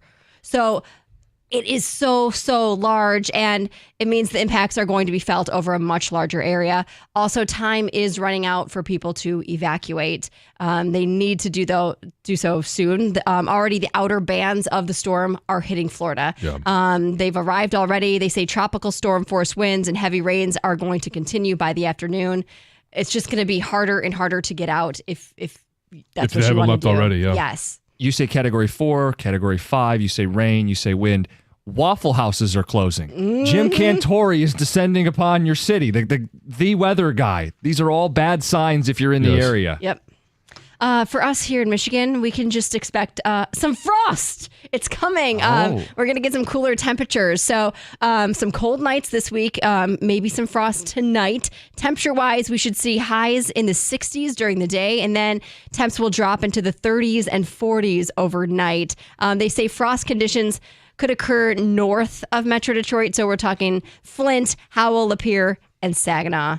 It was chilly this morning. I was as soon as I got in the car, I was like, I need the heated steering wheel, heated seat, the heated steering wheel, blast the heat. Mm-hmm. It's chilly out there. Fall is here. It is here. I'm ready. As long as the sun is shining, we're good. I'm cool with I want the cooler temps, but When it's dark and gloomy, like in the winter, then it's just depressing. You guys, there's an investigation underway after a man was shot and killed by a Detroit police officer near a park where a youth football practice was taking place. This was around 7 p.m. near Baldock Park, and officers were just on a routine patrol in the area when they spotted this man that they recognized from a previous narcotics case. So they quickly learned that this guy had a warrant for a parole violation. So they got out of their patrol car, approached the guy. The suspect pulled a gun and started to fire shots at the officer. So the officer did return fire, hitting and killing the suspect. Nobody else was injured. Police are saying they are very, very fortunate that the kids right there in that area did not get injured or were not involved in the shootout at all. But very scary situation, without a doubt. There's another, I guess the investigation actually is over. 2 Sterling Heights police officers, they're facing charges for allegedly making a canine bite a man that they already had surrounded. So both officers, a 31-year-old and a 29-year-old, have each been charged with 1 count of misconduct in office. That's a 5-year felony, and felonious assault, which is a 4-year felony. Happened earlier this year. The officers were involved in a police chase. They said that this was during a traffic stop, right? At some point, the suspect got out of his car and ran, and the officers then chased him on foot. And eventually, the suspect was chased down. They were surrounding him on the ground. Everything sounded like it was under control. They tased him twice already. And then officers discussed and decided to deploy a canine and instructed the dog to basically attack this man. Michigan Attorney General Dana Nessel is calling this a horrific case of misconduct involving a police dog. She also noted that this incident where you deploy a canine on a suspect already on the ground and well surrounded by officers is not only horrific, but illegal. And obviously now they're facing charges. A woman in Washington was forced to call the police after her home was invaded by more than 100 raccoons. And she looks like Snow White, really, when you see the photos, because they're everywhere. And she said that she felt unsafe. She feared for her life as these raccoons were just closing in on her, right? They wanted food. They were aggressive. The thing is, though, is that she did admit that maybe this was her fault because she had been feeding raccoons in the area for almost 40 years. This is why you don't feed raccoons.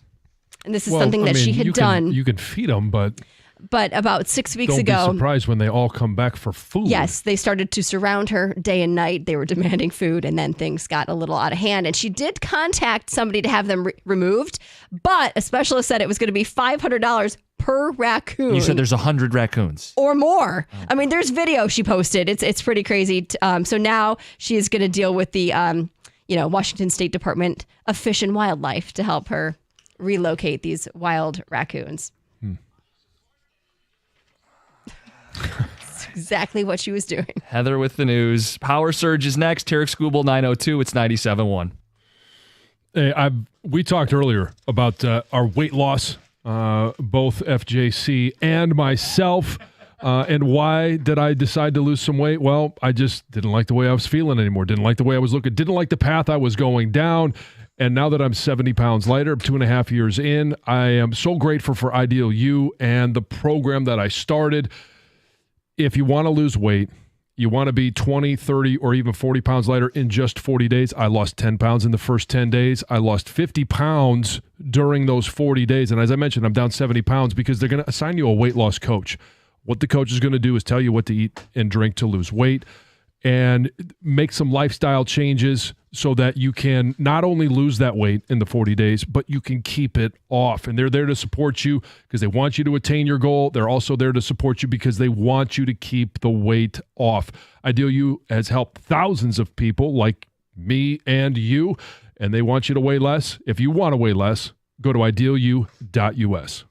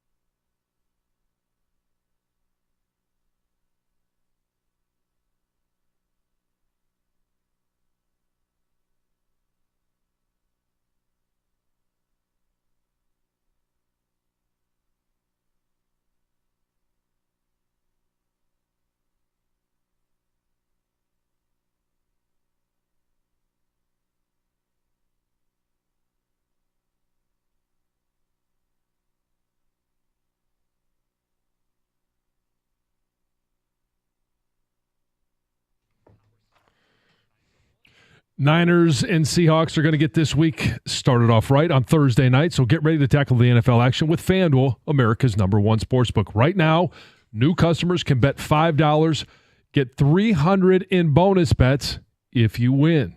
That's a $5 bet, and if you win, you're going to get $300 in bonus bets. And I mentioned the 49ers and Seahawks take Brock Purdy over passing yards, DK Metcalf over receiving yards, Kenneth Walker anytime touchdown. This is one you can choose from. There's other already pre-built for you, or you can build your own. Visit FanDuel.com/Jansen to make every moment more this NFL season. That's FanDuel.com/Jansen. FanDuel, an official sportsbook partner of the NFL. Must be 21 or over and present in Michigan. First online real money wager only. $5 first deposit is required. Bonus issued as non-withdrawable bonus bets that expire 7 days after receipt. Restrictions apply. See terms at sportsbook.fanduel.com.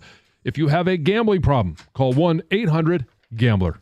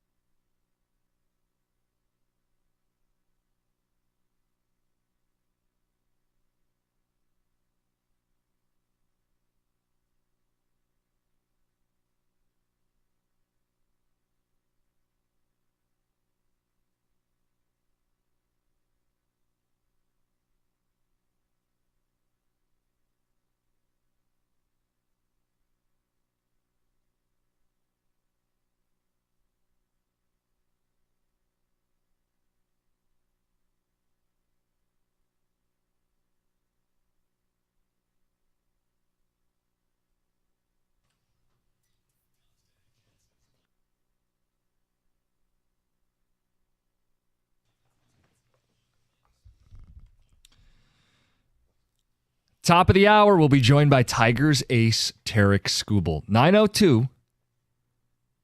Tigers back at it today. Just after 3 o'clock, playoff baseball returns.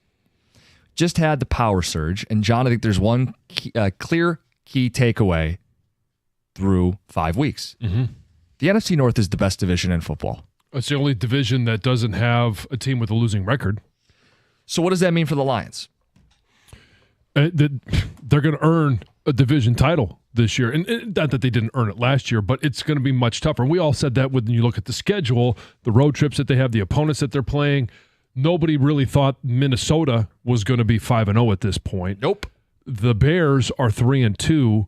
And even Green Bay, even though they haven't looked great most of the time, they're still a team that's 3-2, and you're looking at it going, this is by far the toughest division in all of football. And the NFC itself is much tougher than the AFC. Now, Patrick Mahomes in Kansas City still reside in the AFC.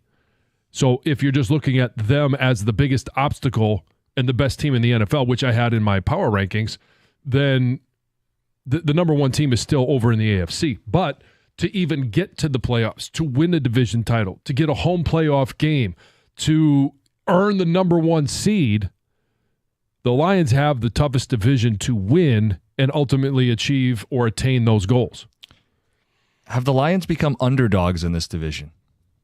Oh, I don't think anybody's going to say they're underdogs. No. I mean, Vegas would. Right now, the betting favorite to win the NFC North is the Minnesota Vikings. It's 5 games in, and I don't agree with Vegas, but I think it's a question. Sure, it's a question. Given the division, given that they're a game and a half back of Minnesota, that the betting odds suggest that the Lions are underdogs to win the North for the second straight year. What do you think it's going to take to win the division? Let's just 12 or 13 wins, right? Let's just start in the division. What do you think your record has to be in the division? 4-2 minimum. Mm-hmm. That means you got to sweep somebody. Oh, yeah. And let's break it down. So Chicago, you got to go to Chicago late in the year. Preseason, we thought that was a loss. You're going to sweep Green Bay. You're going to sweep Minnesota. You got to sweep one of them. Yep. And Minnesota's playing Detroit off a bye later on this month. I'm not saying they won't win the game, but this has become more dicey. Oh, there's no question it's more dicey. It is to have to play those 3 teams twice throughout the course of the season. And I kind of let's go back to what Dan Campbell said when I asked him about the teams that are 0-4 after facing the Detroit Lions. Even if you say you drop the first one to Minnesota, I'm not going to sit here and say that they end up losing the next week, but the trend says that is a likely outcome. Even if you beat the Lions, you kind of lose to the Lions is kind of the point, right? Because you got to play the next week and you're beat up. All 3 of those teams are going to have to play them a second time. And I don't know that there's a more physical team in the division than the Detroit Lions. You could talk about Chicago's defense. And you could mention something about Minnesota's offensive line that's playing really well. But when you go position by position, I still think the Lions have a better team than Minnesota, Green Bay, and Chicago. Agree. I think the Lions have the best roster. I do. And the Lions will still get to play all of these teams. And if they're the better team, they'll win most of the games and they'll still win the North. In fact, I mean, not that you guys need more betting advice. Bet whatever you're comfortable. Lions plus 160 to win the division right now. Like, they are not the favorites to win the North by the major books. Will the division, even if they win the division, will it cost them the number one seed because they're in this division? You know, that's a good way of looking at it too, right? Let's say they do. If there's a team built to grind it out, to play physical, tough, earn-it football, it's a Dan Campbell-led Detroit Lions team. Let's say, though, the attrition is you only win 12 or 13, you get it done by a game, but you didn't get to the 14 wins that John talked about, and it keeps you from having home field throughout. It keeps you from having a first-round bye. Like that's maybe the biggest story for the North is not that the Lions aren't going to win it, but at what cost? Well, and so you look at the other contenders in the NFC, just talking about the division, talking about the conference and what it will take. Do you trust that the Commanders, who are right now 4-1, will be there? No, there's got to be some level of Dallas or Philly. No. All right, and then, so let's skip over our division. We're talking about that, but then Atlanta or Tampa.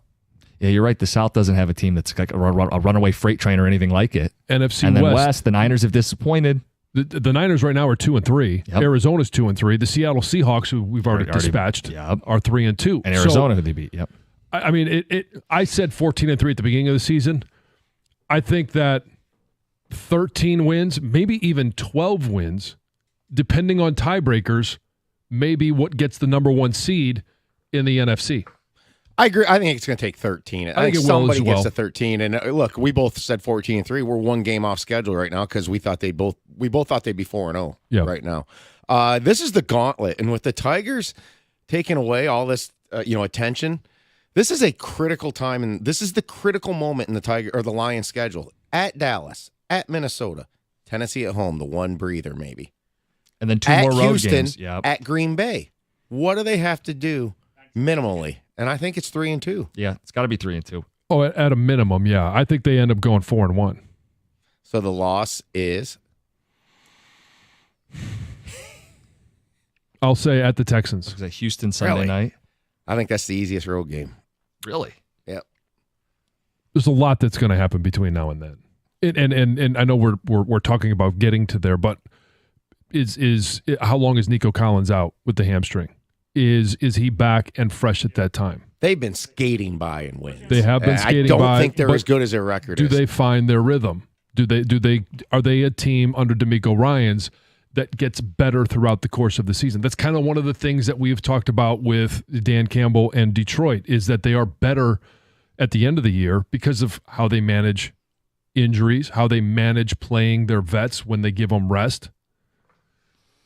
It's not got a quick phone call. DJ in Detroit. Is this the DJ? What up, Doe? You're on 97.1. Costa, what up, though, my dog? How you doing, man? Good. Everything good. Dancing. Good to talk to you, man. How you doing? You all right this morning? Oh, man, I'm good. I can't wait for the Tigers game and looking forward to Sunday as well. Yeah, I am too, man. So I actually was thinking yesterday, man. You know, what I'm really realizing, the Marcus Davenport injury appears to be more significant than what I thought. Like, our defense looked totally different with him, and he was having a huge impact. So I was thinking that Brad Holmes suggested, I hope that he maybe do something that he hasn't done in years past and really go out and do an in-season trade to find us a pass rusher. And I think this discussion that we're having about winning the division, it's a done deal if he could do that, because Davenport was having that big of an impact, in my opinion. I think he did have an impact. He was only available for 2 of the games to this point. I mean, he wasn't available in week 2 and wasn't available in week 4, and now is unavailable for the rest of the season. So, I think he was playing good. I think the impact is more Levi Onwuzurike, unexpected that he's playing well. I'm curious as to what they will do at the trade deadline. You're chasing the Super Bowl. Some level of buying. I know that they don't want to burn all their draft picks. They want to be sustainable, but it's edge pass rush. Still a story. All right, we got Tarik Skubal coming up next. It's 97.1.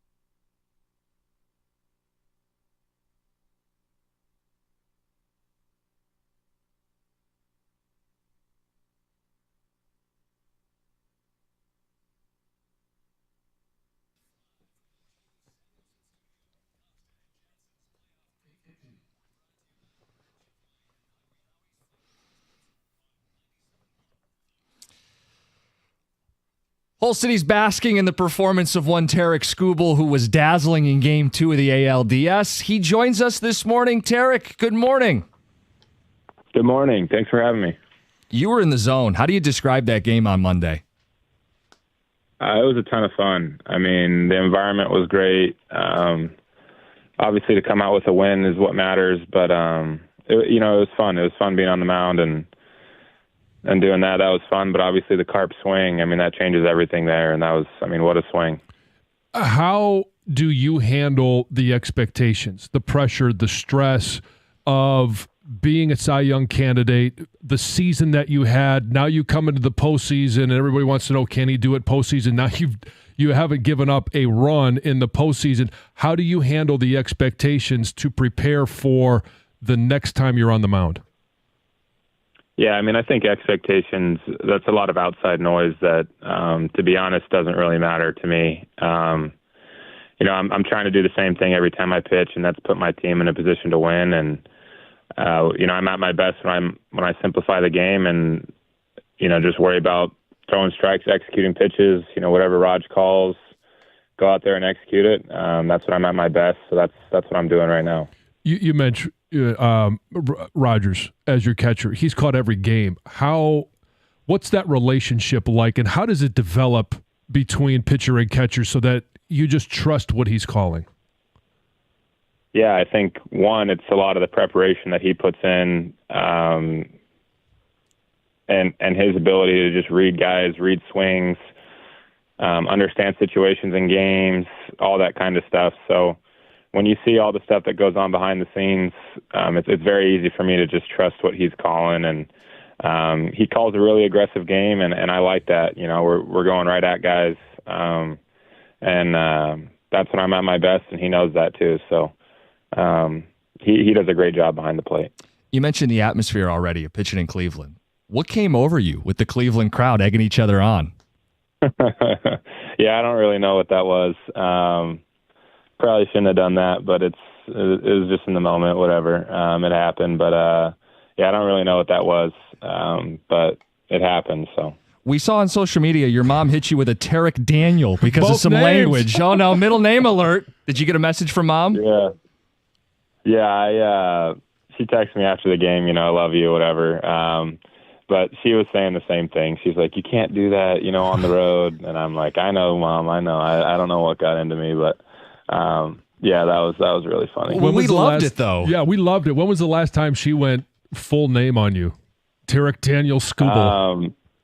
I haven't heard her call me by my, Tarik Daniel was when I was in trouble growing up, so I haven't gotten that in a while. Probably since, high school was when the last time I was really in trouble with my mom. So, I think that's really funny. You seem like you wish you hadn't done it, though, but it kind of felt like you were feeding off it. Didn't it help you? I don't, at least from afar, it looked like that helped you amp up a little bit.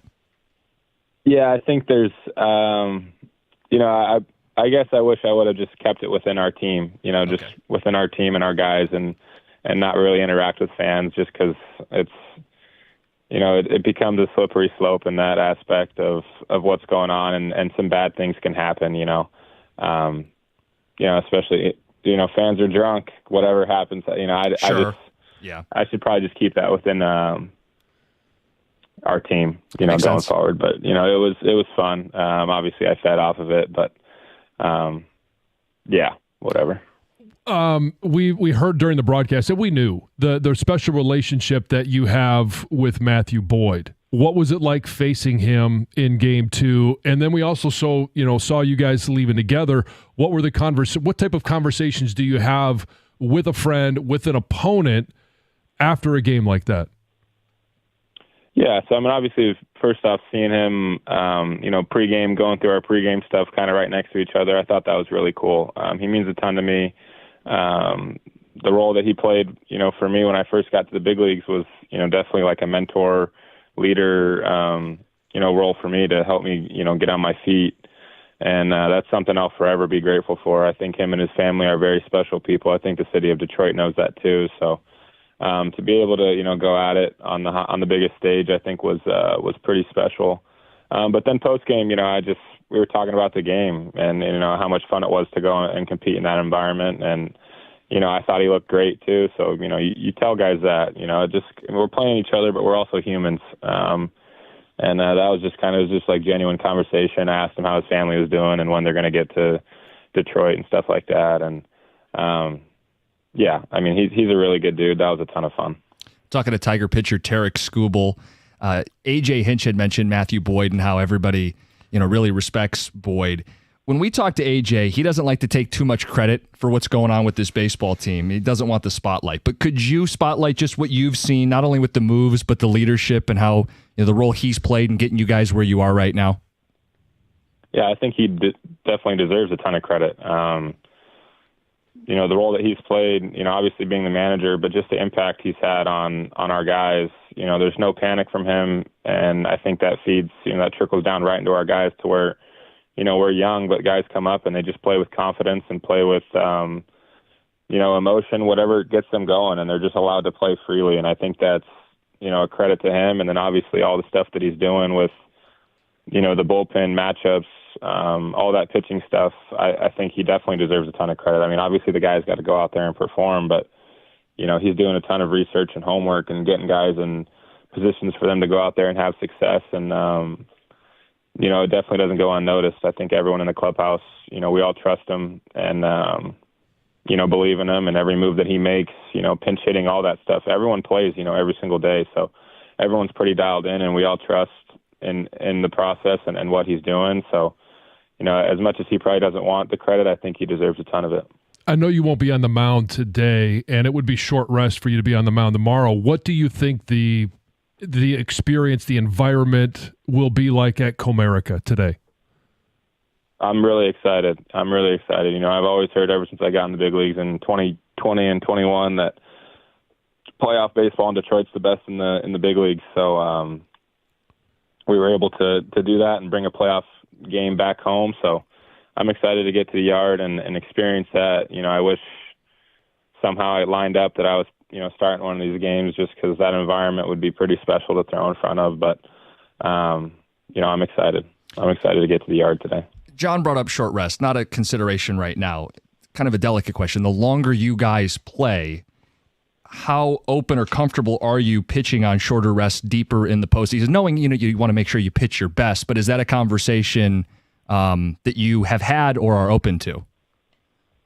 Yeah, I haven't had any conversations with, with AJ or, Fed or anything like that.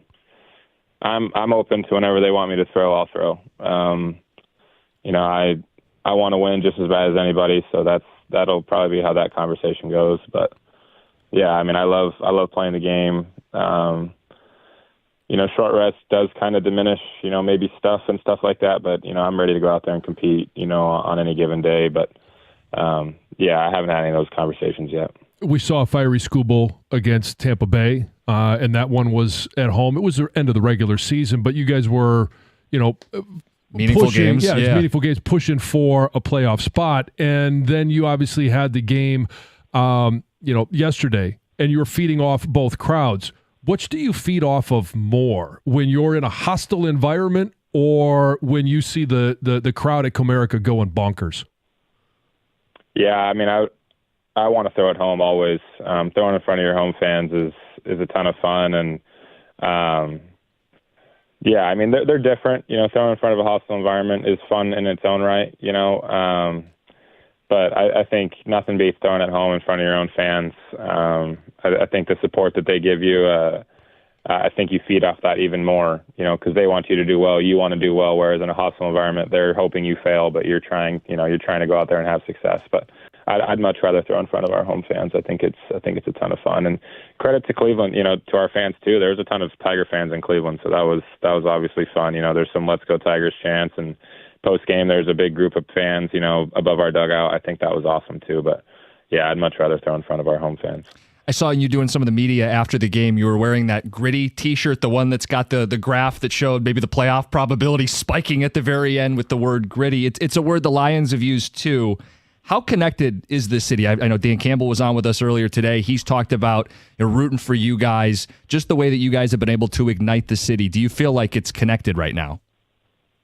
Yeah, I think so. I mean, I think it started with the Lions, right? I mean, what they did last year was a ton of fun, and you saw the fans kind of, you know, like buy into the Lions and everything that, you know, Dan Campbell's doing over there, and then, you know, it trickles down to us, and we're playing, you know, and then the Red Wings kind of, I mean, they made a playoff push, and they won their last game, but they got a little unlucky with another team winning and not getting into the playoffs. So you see what they're doing and the momentum that they have, and then, you know, we're just kind of feeding off that too, you know, with our organization and our team. You know, I think Detroit's a great sports town, and if you provide, you know, winners, they're going to come and support and get loud and create great environments for you to play in. So, yeah, I think it is connected in that aspect, and, you know, every organization right now is trying and doing whatever they can to win, and I think it makes for a fun sports town and fun for fans that are fans of all, you know, sports in Detroit. I'm curious because you mentioned Chris Fetter just a minute ago, and there are guys that have pitched in the minor leagues, and then they come up to the Tigers and have pitched better. We've had pitchers come in free agency, and they pitch better here.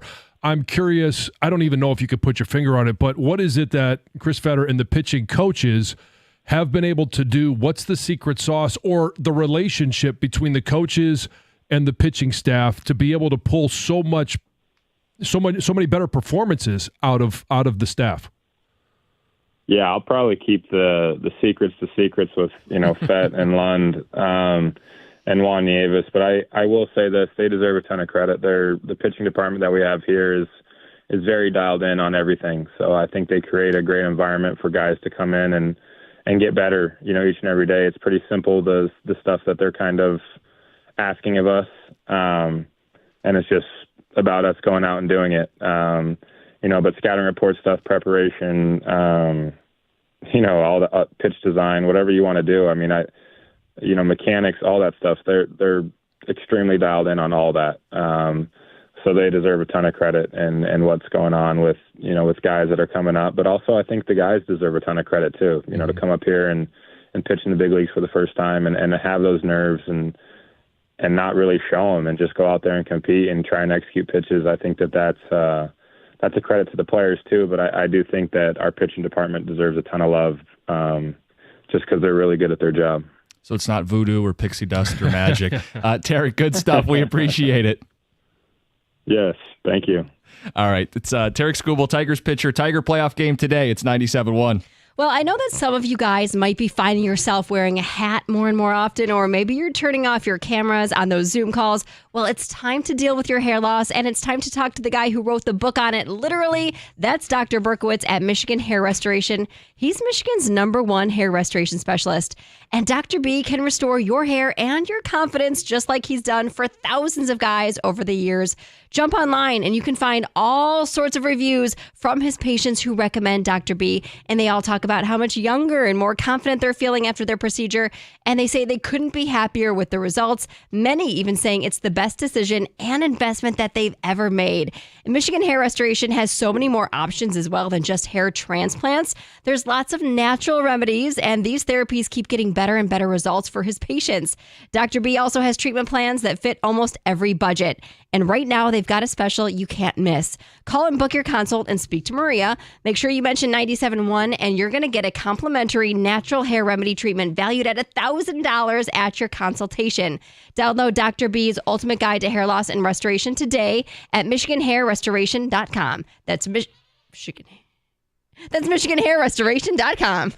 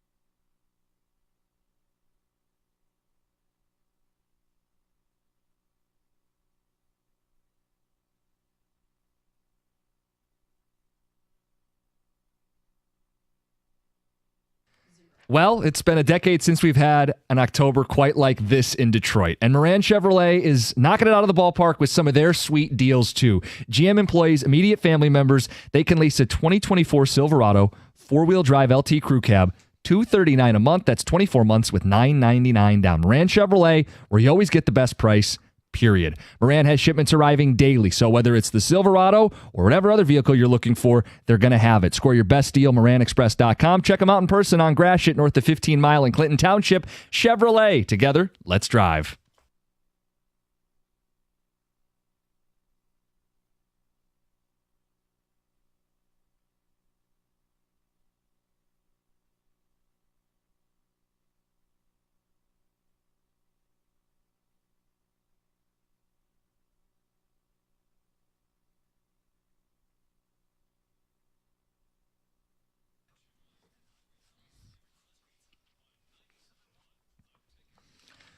I think we can make Tarik Daniel a good thing. Like when he's pitching angry. Tarik Daniel, stop it. Doesn't have to be doesn't like he's being grounded in middle school. You're in trouble. Yeah. No, they're in trouble. Tarik Daniel on the bump, if necessary in Game 5. When's the last time your mom used full name? James Anthony? Oh, man, I would have been, like in high school, middle school. I don't know. It's been a while since I've heard the full name. We use middle names a lot in our house. Oh, you do? Yeah. Like I call Emily Claire all the time. I'm Heather Ann. Okay. Colin calls me Heather Annie. I don't know. It just got changed. Yeah. It happens all the time. We use middle names a lot. So not like you're being yelled at. No. Huh. Taking the stigma out of it. Must be different for boys than for girls.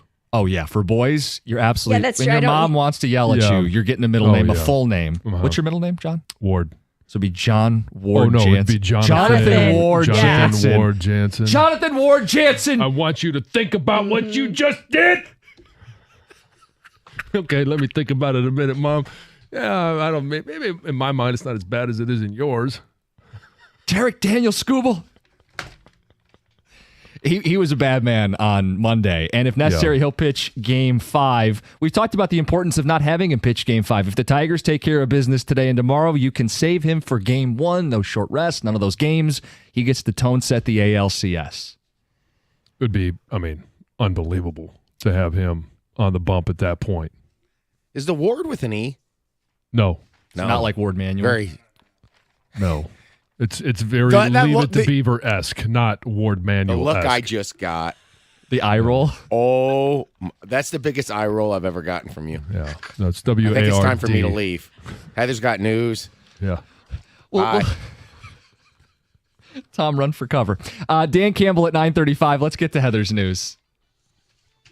We've been talking about Hurricane Milton all morning. Not a lot of changes yet, but I know that it is now starting to impact Florida. Like the outer edges of the hurricane are there. They're experiencing the wind. The rain is on its way. If you're going to get out, you've almost missed your chance to now because things are picking up. I also just read that like 1 in 4 gas stations in Florida completely out of gas. Like gas stations are running out of fuel. You're going to get stuck there.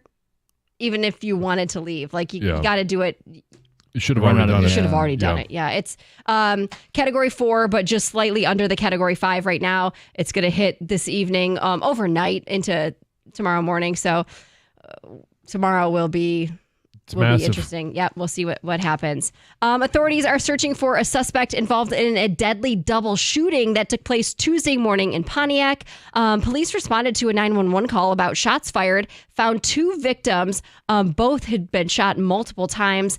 Officials said a 20-year-old man was pronounced dead at the scene. This took place at an apartment complex, and a 24-year-old man was taken to the hospital where he later died from his injuries. Witnesses told police they saw a person running from the scene, but that person and the motive remains unknown. A Michigan football staffer who was seen on video getting into this verbal altercation with some Washington fans on Saturday night will remain with the program. Chris Bryant is the program's director of high school relations. He was caught on camera, like approaching these fans in the Husky Stadium stands. This was in Seattle, using some profanity in their direction. Obviously, this was during the loss. During the game, over the weekend. And it's unclear what was said to him in the first place that like really It got him doesn't matter going. what But was said. it did show his response, and yeah. There could be a lot of people that shout things from the stands. I don't even know why you're paying attention to it. And especially visiting drunk fans. Don't pay them any mind. That's what they're saying. The school is saying, it's an unfortunate situation, should never have happened. It's disappointing, but they say they're going to handle the matter internally as a program. This is a wild story, you guys. The remains of a Michigan woman were found by fishermen in the belly of a shark. No joke. 68-year-old Colleen Monfort disappeared on vacation. She was in Indonesia, and she'd been diving with friends when she didn't resurface. This was back on September 26th. 2 weeks later, fishermen spotted a shark that was in distress, killed the shark, and inside its stomach, they found this woman's remains along with her wetsuit and her bathing suit. And she was still like identifiable. They were able to identify fingerprints, like all, now, the friends that were with her believe that she died from a medical issue during her dive and was not actually attacked by the shark. Oh, okay. And they think so based on the timeline, right? That by the time this fisherman got the shark, she was because floating. everything was still more decomposed. I mean, it's gruesome, right? But well, at least they have answers. Oh my gosh. Yeah, some closure, but that's Can you imagine gruesome. All of that? Imagine being the fisherman too.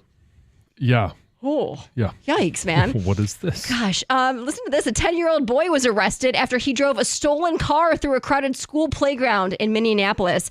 The playground was packed with kids, adults at the time. Thankfully, no one was mowed down. It's unclear if this kid stole the car himself or if he got it from somebody else, but it sounds like police wouldn't be surprised if he actually did steal this car because he's been arrested twice before for stealing cars. 10 years old, and he's apparently a suspect in more than a dozen 10 other years cases. old, and this is his 10 years old. the third that they know of. Yeah, this is his third arrest. Yeah, for car theft. Yes. What were you doing at 10? Not that. No, not that at all. Oh, little Jimmy couldn't even see over the steering wheel. That's why he's got a little car now. Yeah.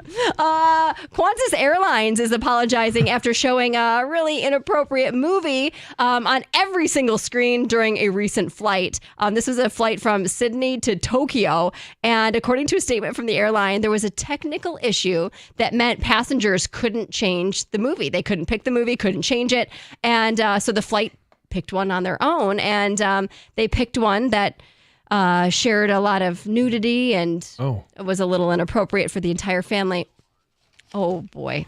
The movie had sexting and all sorts of things like that. So the airline did apologize for the mistake, but those who were on board basically didn't care about the apology. They said this was a disgrace. It was impossible to turn it off. You couldn't even dim the screen. Like you couldn't stop it from playing. Your kids were forced to watch porn and get an education no matter what. It wasn't porn. It was a rated R movie. Oh, okay. Like it wasn't.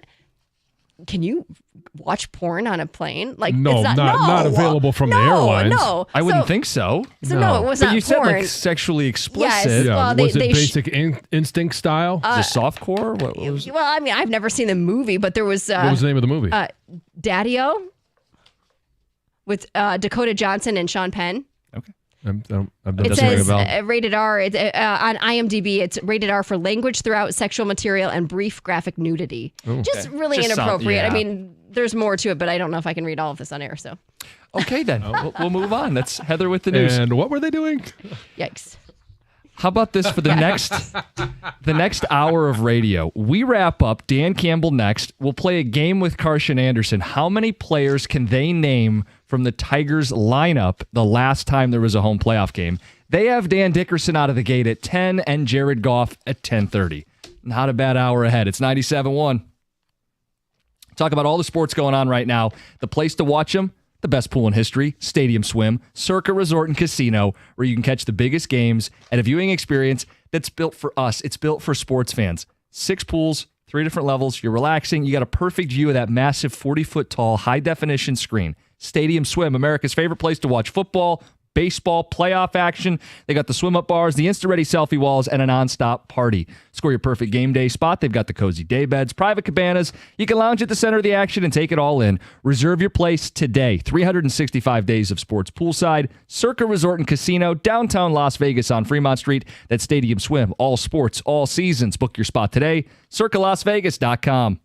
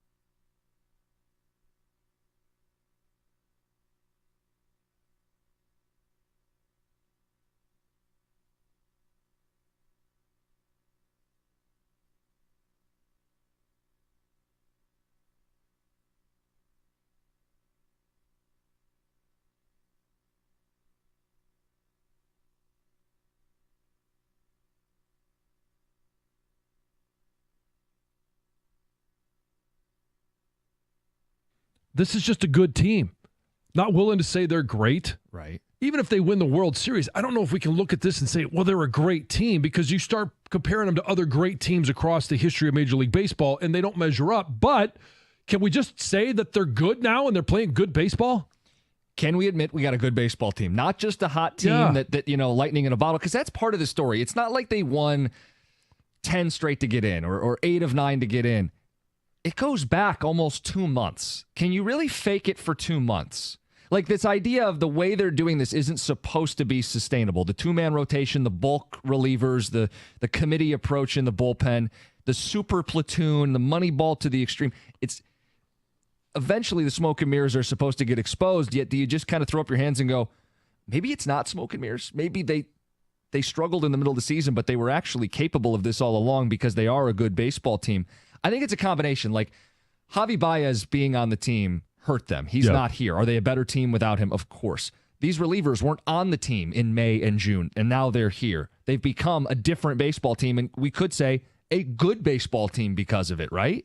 Trey Sweeney helps them become a good baseball team. And Trey Sweeney, I'm glad you went, this is just a good team. Not willing to say they're great. Right. Even if they win the World Series, I don't know if we can look at this and say, well, they're a great team, because you start comparing them to other great teams across the history of Major League Baseball, and they don't measure up. But can we just say that they're good now and they're playing good baseball? Can we admit we got a good baseball team? Not just a hot team that lightning in a bottle, because that's part of the story. It's not like they won 10 straight to get in or 8 of 9 to get in. It goes back almost 2 months. Can you really fake it for 2 months? Like, this idea of the way they're doing this isn't supposed to be sustainable. The two-man rotation, the bulk relievers, the committee approach in the bullpen, the super platoon, the money ball to the extreme. It's eventually the smoke and mirrors are supposed to get exposed, yet do you just kind of throw up your hands and go, maybe it's not smoke and mirrors. Maybe they struggled in the middle of the season, but they were actually capable of this all along because they are a good baseball team. I think it's a combination. Like, Javi Baez being on the team hurt them. He's not here. Are they a better team without him? Of course. These relievers weren't on the team in May and June, and now they're here. They've become a different baseball team, and we could say a good baseball team because of it, right? Trey Sweeney helps them become a good baseball team. And Trey Sweeney, I'm glad you went there, because, I mean, not only, the relief pitching, the pitching staff has been good. Tarik Skubal has been great. But we don't talk about the defense enough. Right. How many times are we looking at the relievers as, oh, man, they came in, they got us out of an inning? Well, part of that is Parker Meadows in center field making a play that not a lot of other center fielders can make, stealing a home run that against other teams is just a home run, and now you're looking at it and go, oh, wow, this reliever, boy, they blew it. I think there would be people hesitant to say they're a good team because of just how miraculous this feels. But I get what you're saying. Like, the team in May was not a good team. No. Like, flat out. They deserved what happened to them in June and May because they were not a good team. Just like they deserve what's happening now because Parker Meadows wasn't there then, is now. Trey Sweeney's here, wasn't then. The bullpen, the Javi swap out now that he's off the roster. It's all of this. It's Torkelson is better now than he was then. Carp's healthy. Carp, that's a huge one. Like, all these ifs kind of finally came together, and that's showing that they are at least a good, no one's saying great, good team. And I would tell you the style of baseball they're playing is playoff baseball. John, I would point out to you that there are teams that did this all the way and won it all. The idea that this style is only built to win a 3-game series or only built to squeak out a 5-game series, I would tell you the 2002 Angels are a team that came in with little to no postseason experience. They finished the season on a 20-10 hot at the right time mentality. They had one player with postseason experience. The Tigers' Matt Vierling was the only player with postseason experience. They did it with base running, with a bullpen, with a smart manager and Mike Scioscia. Same could be said of the 2015 Royals. Scrappy, young, they ran the bases, super bullpen. 2010 Giants. They had nobody with power or speed. They had a bullpen, they had a mentality. Those teams didn't just win the opening series. This style of baseball is good baseball. It's the style of baseball that can win a World Series. Well, the Giants won 3 World Series in 5 years doing it. I think they're a great team. I don't mean that in talent. I mean that as a team. Mm-hmm. I think they've accomplished that unique, rare thing, and that's why we've seen this magical run. Like, it's inexplicable what NC State did back in the day. The Miracle Ice was inexplicable.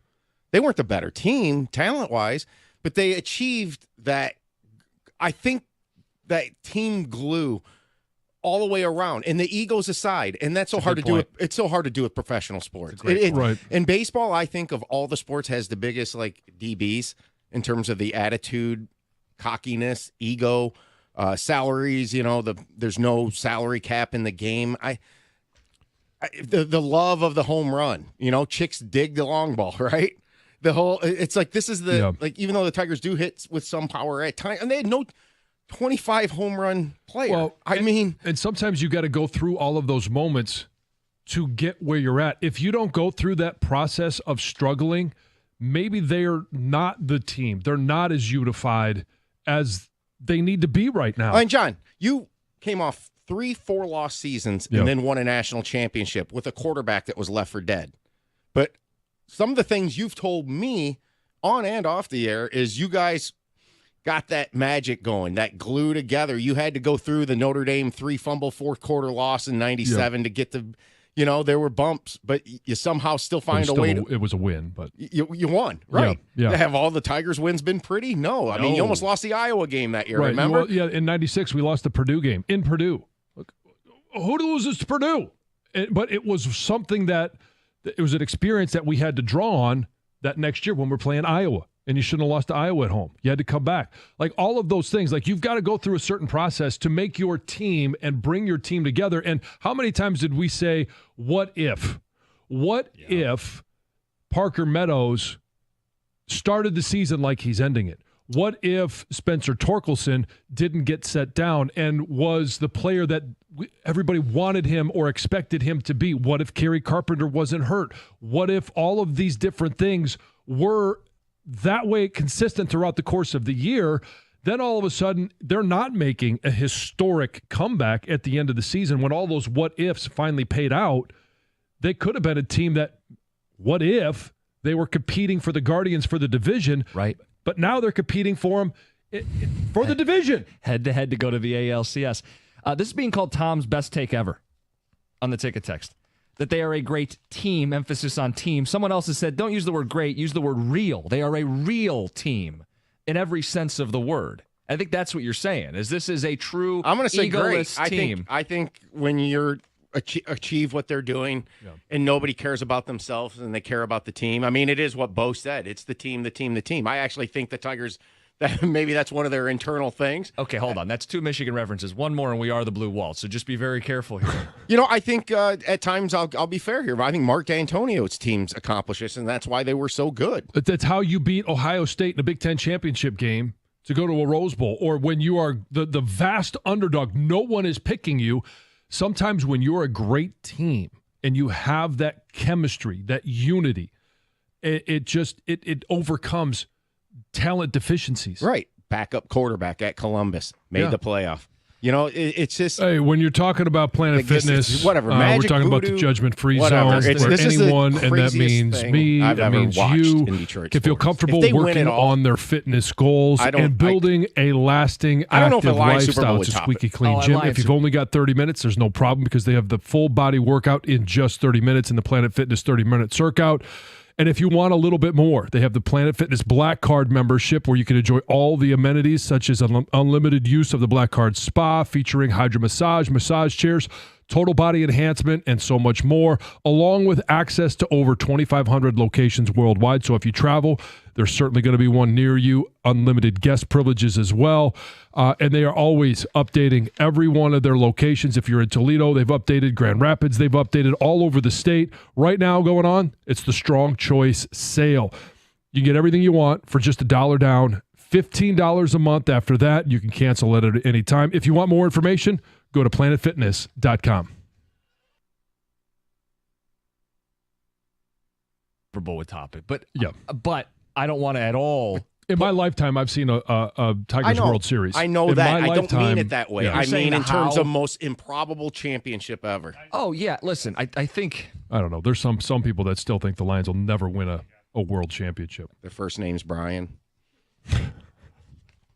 Last name is a name we've liked to bring Brian up on the Rieger. show. Yeah. Yes.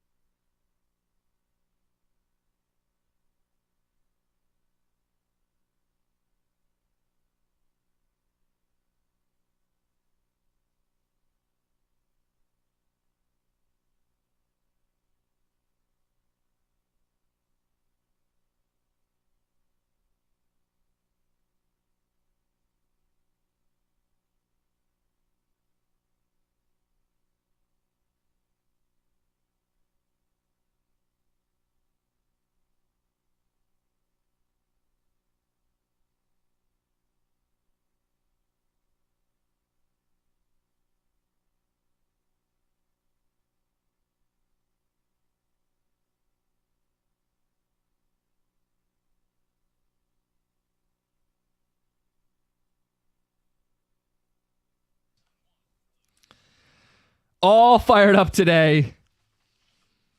The city, we're awake. We got a playoff baseball game today. It's our turn now. Been a long 10 years, a lot of losing, a lot of drafts, lotteries, trade deadlines where you're selling. It's changing. It's our time now. And it's about time. It's been 10 years since we've hosted one at Comerica. It's been 10 years since we've had a whole lot to cheer about. Now, last year, obviously, the Lions. This year, now it's the Tigers. We feel like we're on the verge with the Wings. Sure. Work to be done with the Pistons, but hey, rising tide. It's all boats. Yeah, let's go. Yeah. Block party today. Carson Anderson, we'll check in with them in a little bit. They're out today at the block party, building up to the game. Right in the middle of the block party? That's right. They are the party. Yeah, they're getting the party started. That's right.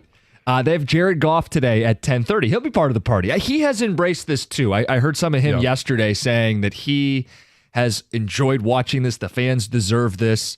We heard from AJ last week that they're buddies. It's awesome. I mean, we've seen it with everybody. Dan Dickerson's going to start the show with Carson Anderson. He's been giddy calling these games for about 2 months now, just like almost like pinch me. I can't believe this is happening. But he's there all the way and has been delivering these epic calls every step as the Tigers get closer. We have Carson Anderson. Yes, you do. We do. Gator, have you been informed of the game we want to play with you guys?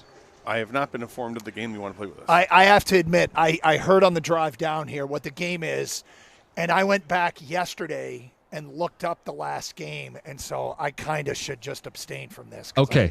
I know way more than I should. Well, you can be the lifeline, the phone a friend for Gator. Okay, well, I don't remember all 9. So, Gator, I have in front of me the Tigers lineup from the last home playoff game at Comerica Park. Can you get all 9 and the pitcher? Probably not, but I can give you a shot. Let's go. Avila catching. Yep. Miguel at first. Nailed it. Kinsler at second. Yes, every day Ian led off and played second. Castellanos. Is he at third? He was at third. There you go, batting seventh. Okay. Get JD Martinez, DH. JD was in left field, which is a hint.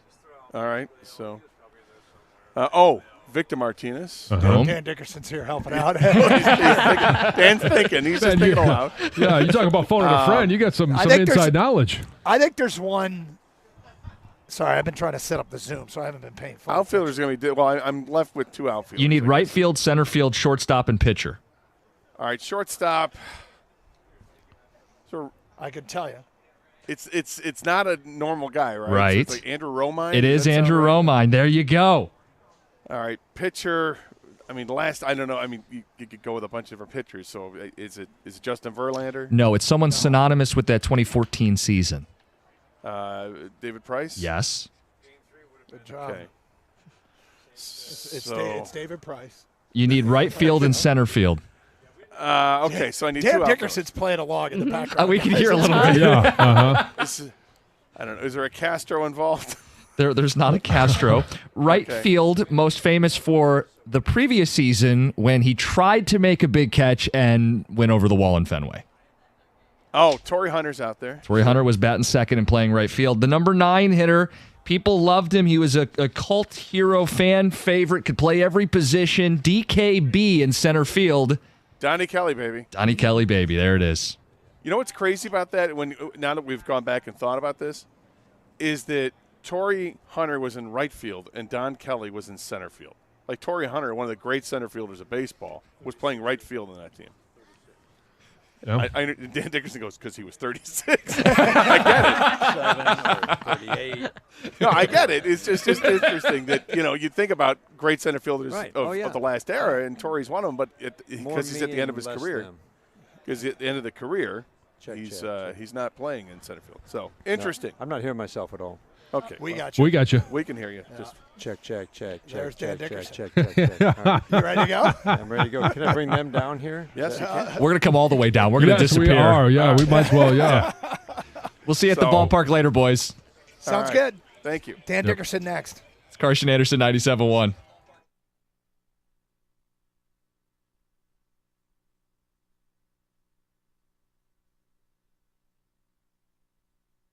This is just a good team. Not willing to say they're great. Right. Even if they win the World Series, I don't know if we can look at this and say, well, they're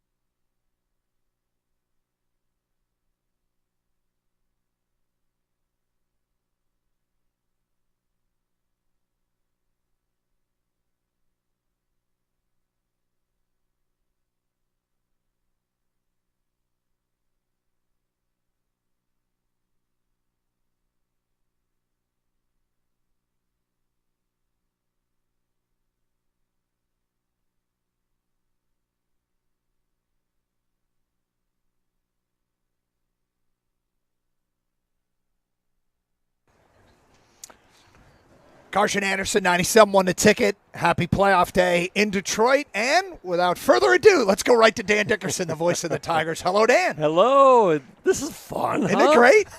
What's this, playoff baseball? October baseball in Detroit. Who knew? Where does that moment in Cleveland on Monday rank for you in all of your professional career?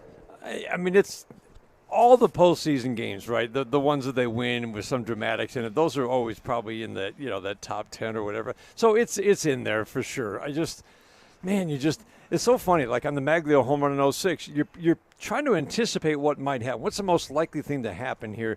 And you hear, I'm expecting Maglio to hit the single to right because that's what he did all year, to drive in a run. And then he hits the home run. That's a no-doubter. I'm picturing Carpenter because nobody hits home runs against Class A. I'm picturing a single to left center. Maybe a jam job because that cutter is coming in on him.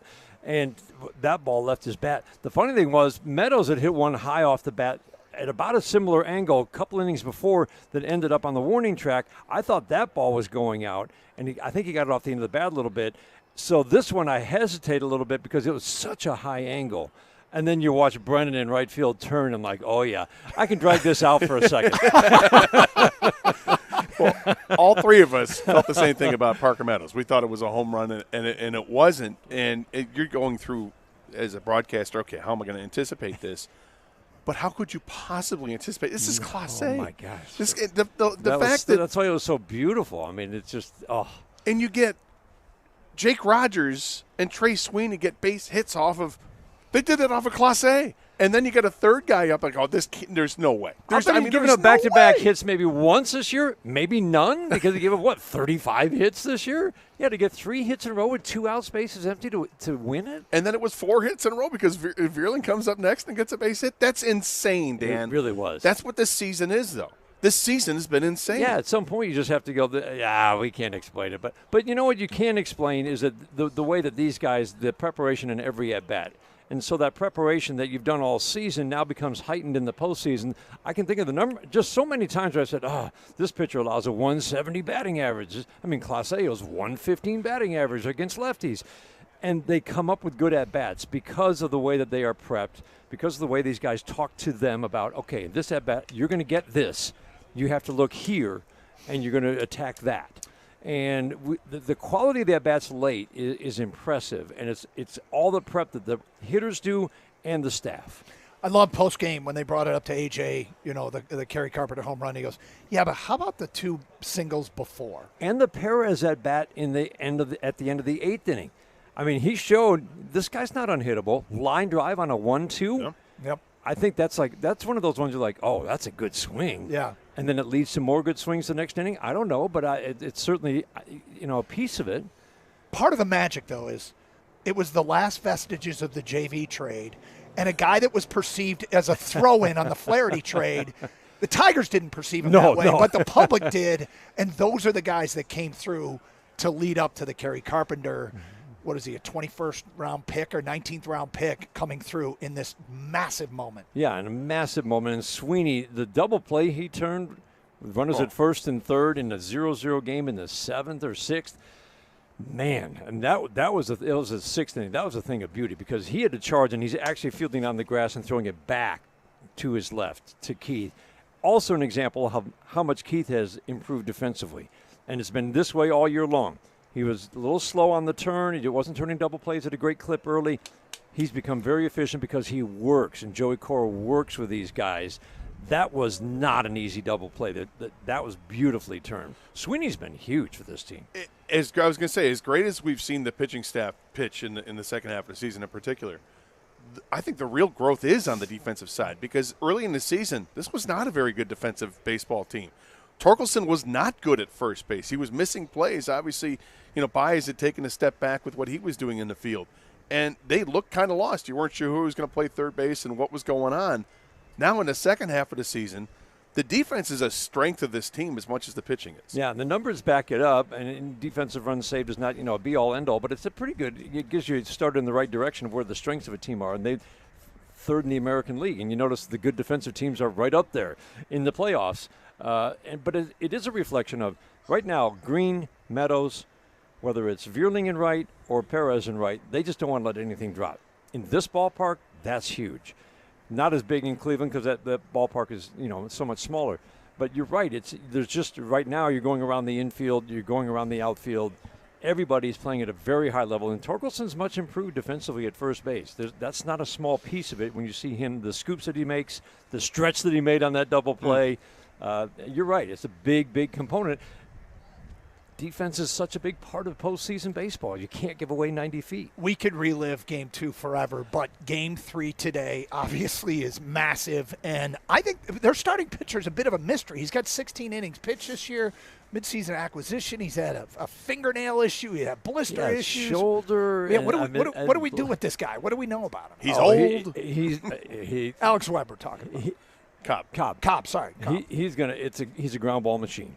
And it's sinker slider, and it's tough to get that ball off the ground. So that gets back to the approach in the game planning. You've got to find a way to get that ball in the air. Not easy.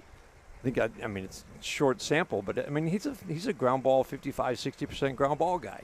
So it's a challenge. But I would go back to what you just said. It's limited innings this year. I think just 3 starts. He has not started in the major league since early September. He's made some rehab starts, couple. But again, that blister issue keeps popping up. I'm not picturing a long start, but I am picturing while he's in there, it's going to be tough. But the goal every game is not going to change. You have to score runs early against this Cleveland team. You just do because it's the best bullpen I don't know, maybe ever seen in terms of the depth and the quality and their production. Tarik Skubal likely to Cy Young winner, but how do you take that away from undecided? This guy undecided has been incredible so good. For the Tigers. Undecided, TBA, whatever you want to call it. TBA's good, man. It's really good. But TBA's good. It's a testament to AJ and Chris Fetter. It is. They've been doing this for so long. The thought that goes into it, guys, is just I have a feel for it, but I don't think I have any real understanding of the depth to which. I think AJ, every waking moment now, especially in the postseason, and again, it's the matchup is not, you guys know, not just right-left. Is what does this guy's stuff do against this hitter, against this part of the lineup? That's why he brought Jackson Jobe in when he did, I'm pretty sure. He threw cutters and changeups with 2 fastballs in that game in Houston, but he was facing 6, 7, 8. It's like, this is what you need to throw against these guys to get soft contact. Guess what? He got soft contact. It was just, it didn't, the balls fell. Right. It didn't work out. But that's the level of detail in all these matchups, and it's going to be so important, obviously, because this will probably be another day where they use 5, 6, 7 pitchers to cover 27 outs. But they are so specific in their matchups. They are so good at it, and it's why you just feel so good when it's TBA, and it's probably not a bulk day.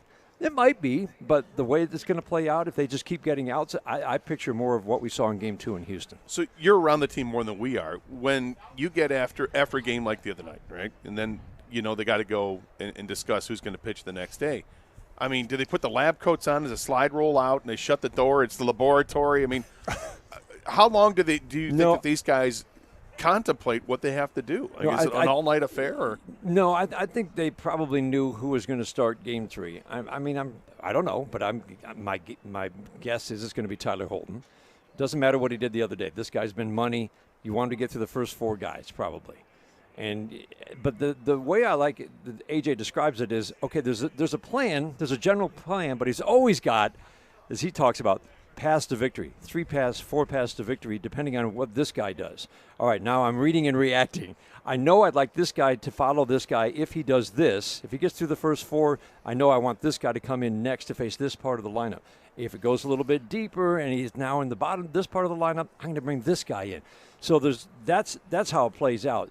But all of the thought before the series even begins is these are the matchups that we're going to look for throughout the series. Also remembering that you don't want to overexpose any one reliever against any part of the lineup. The baseball postseason, everything's magnified, and we've gotten calls about Torque, Green, and Keith not doing much offensively. Right-handed pitcher today. Could be some good matchups for a couple of those guys. But, they've done it so far without getting much out of them, but it feels like eventually somebody's going to break out there. Yeah, you have to. You just have to score some runs early. You just do. Yeah. And everything does, like you said, everything gets magnified. Also, remember, it's really more. We should appreciate the guys who are performing well offensively in the postseason because you're facing the best pitching. You're usually not facing the same guy twice sometimes. So, and again, I look at what are the quality of the at bats so far. Right. How many times has Roddy Green hit a ball hard? It's been a couple. So yeah, does he need to get the bat going? Sure, he knows that, but. Look at the quality of the at-bats. How many times did the guy hit the ball hard? Maybe he struck out, but did he have a good at-bat in terms of his approach? We don't even know what his approach was going to the at-bat. So just to always remember that. Guys are still walking, moving runners over. Right, it's like Bobby Witt Jr. hasn't got a hit in the first 2 games. Oh, yeah, but has he made some plays? Yeah. Come on. So anyway, yeah. It's it gets very magnified. They know that, but I think the staff does a good job of just like, hey, are you sticking with your approach? Are you doing what you want to in the at-bat, even if you didn't have a successful end of the at-bat result? And then make sure that you know your game plan going into the game today. You're trying to hit the ball hard at all times. It's harder in the postseason, period. Is there an offensive player that has really surprised you with being able to come up in the moment? Obviously Carpenter, but Carpenter, it played well when he's been healthy. He's been that guy all season, but we were talking about Wenzel Perez the other day. Yeah. Again, the numbers are not going to blow you away, but that was a very calm at-bat when he almost singled and Quan made the great catch. And I do think it was a catch. But seriously, 1-2 against Class A, lefty's hitting 115 for a reason, and that was a very calm at-bat. But that's what he's done all year. So if the numbers don't blow you away, it's like, but look at the quality of the at-bats throughout the course of the season. They haven't wavered. That means, to me, that the upside, we're going to see a lot of upside in this young man in the years ahead. Well, I don't know how many people have called our show and said because of the timing of these games, when Ibanez had his bases clearing double and Carpenter hit his home run, so many people weren't in front of a TV because of the timing. And we've had so many people call and say, what an amazing call from Dan Dickerson. It is. I almost want to give everyone your personal phone number so they can thank you. That's very nice. We'll do that later. But it's you've made some epic calls. You've been in the moment, and people have noticed it and love it, and it's got to be so much fun for you. It really is. The fun part for me is hearing like where people were. Somebody was talking about being at an intersection during the Ibanez double, and people are honking their horn. That to me is fun to hear about that because, these Tiger fans are so amazing, and I can't wait to hear that ballpark today. But it's just a joy to be able to bring October baseball to them again, and have these big moments. And this team, it's just they keep providing big moments, and I can't wait to call a few more. What are the guys in the booth next to you saying? Not. I'm talking about the Cleveland guys, Tom Hamilton and the crew, because you've known them forever. Right. Like they've been doing this as longer than you've been doing it. Yeah. What do you guys talk about after a game like that? Don't. I mean, generally, you're not going to talk to guys after a game anyway. We do our post-game shows, and one leaves, the other leaves. So generally, you're not, unless it's the last day and they're leaving town. Hey, have a good off season, or see you next year. Which we, I think, said to those guys in July. And here we are. Yeah. But Tom's a good friend. We always talk pregame, and just, it's just kind of the usual stuff, and kind of just get information about the other team. But just, I don't know, Tom's just one of the best. He has been a mentor to me from the day I came into this league, and I'm forever thankful for that. But just to have a great friendship with him is pretty special. Well, we appreciate your work and the rotating crew of guys that are in the booth with you. Andy Dirks, Bobby Scales. I can tell you're getting different things out of them and having fun with it. Oh, my gosh. They're thinking you really want to think the game, right? You're just so locked into every pitch. 5-0 the other day, it was a little less so, but still, every game, right? You're trying to – and they just always add that insight that only someone who's been in that batter's box in the major leagues knows what it's like, and I love it. It's a pleasure having you on. Keep up the great work. Thanks, man. He's the man. Thanks, buddy. He's Dan Dickerson. Here on Carson Anderson, outside Comerica Park, Tiger playoff baseball coming up today. Much more to come. 97.1 The Ticket. Look, these days it can be really hard to find reliable service, so when you find it, you want to tell everybody about it. Let me tell you about Precision Garage Door. These guys are awesome, all right? I mean, you've got a garage door, you've got some problems sometimes. I called them up because I was having issues with the garage doors. They came right out, they fixed the issue, and then they told me, down the road you are going to have to replace these doors at some point. I said, that's cool. We'll do that when we had to. And I did that when I had to, thanks to all the guys over there at Precision Garage Door. Jeff, all the technicians, they walked me through everything. The service was stellar. Daryl and the whole team, they were so easy to work with. And here's what's great about Precision Garage Door. They're available weekends at no extra charge. They offer the industry's leading warranty, and you can schedule your appointment on their website for a time that works for your schedule. None of this, 6-hour window business. You go on their website and you say, well, this is what time I'd like you to come by, and they do it. They are amazing. So when it comes to getting your garage doors done right, do what I did and call Precision Garage Door today at 1-800-DOOR-REPAIR or visit precisiondoormi.com and schedule that appointment.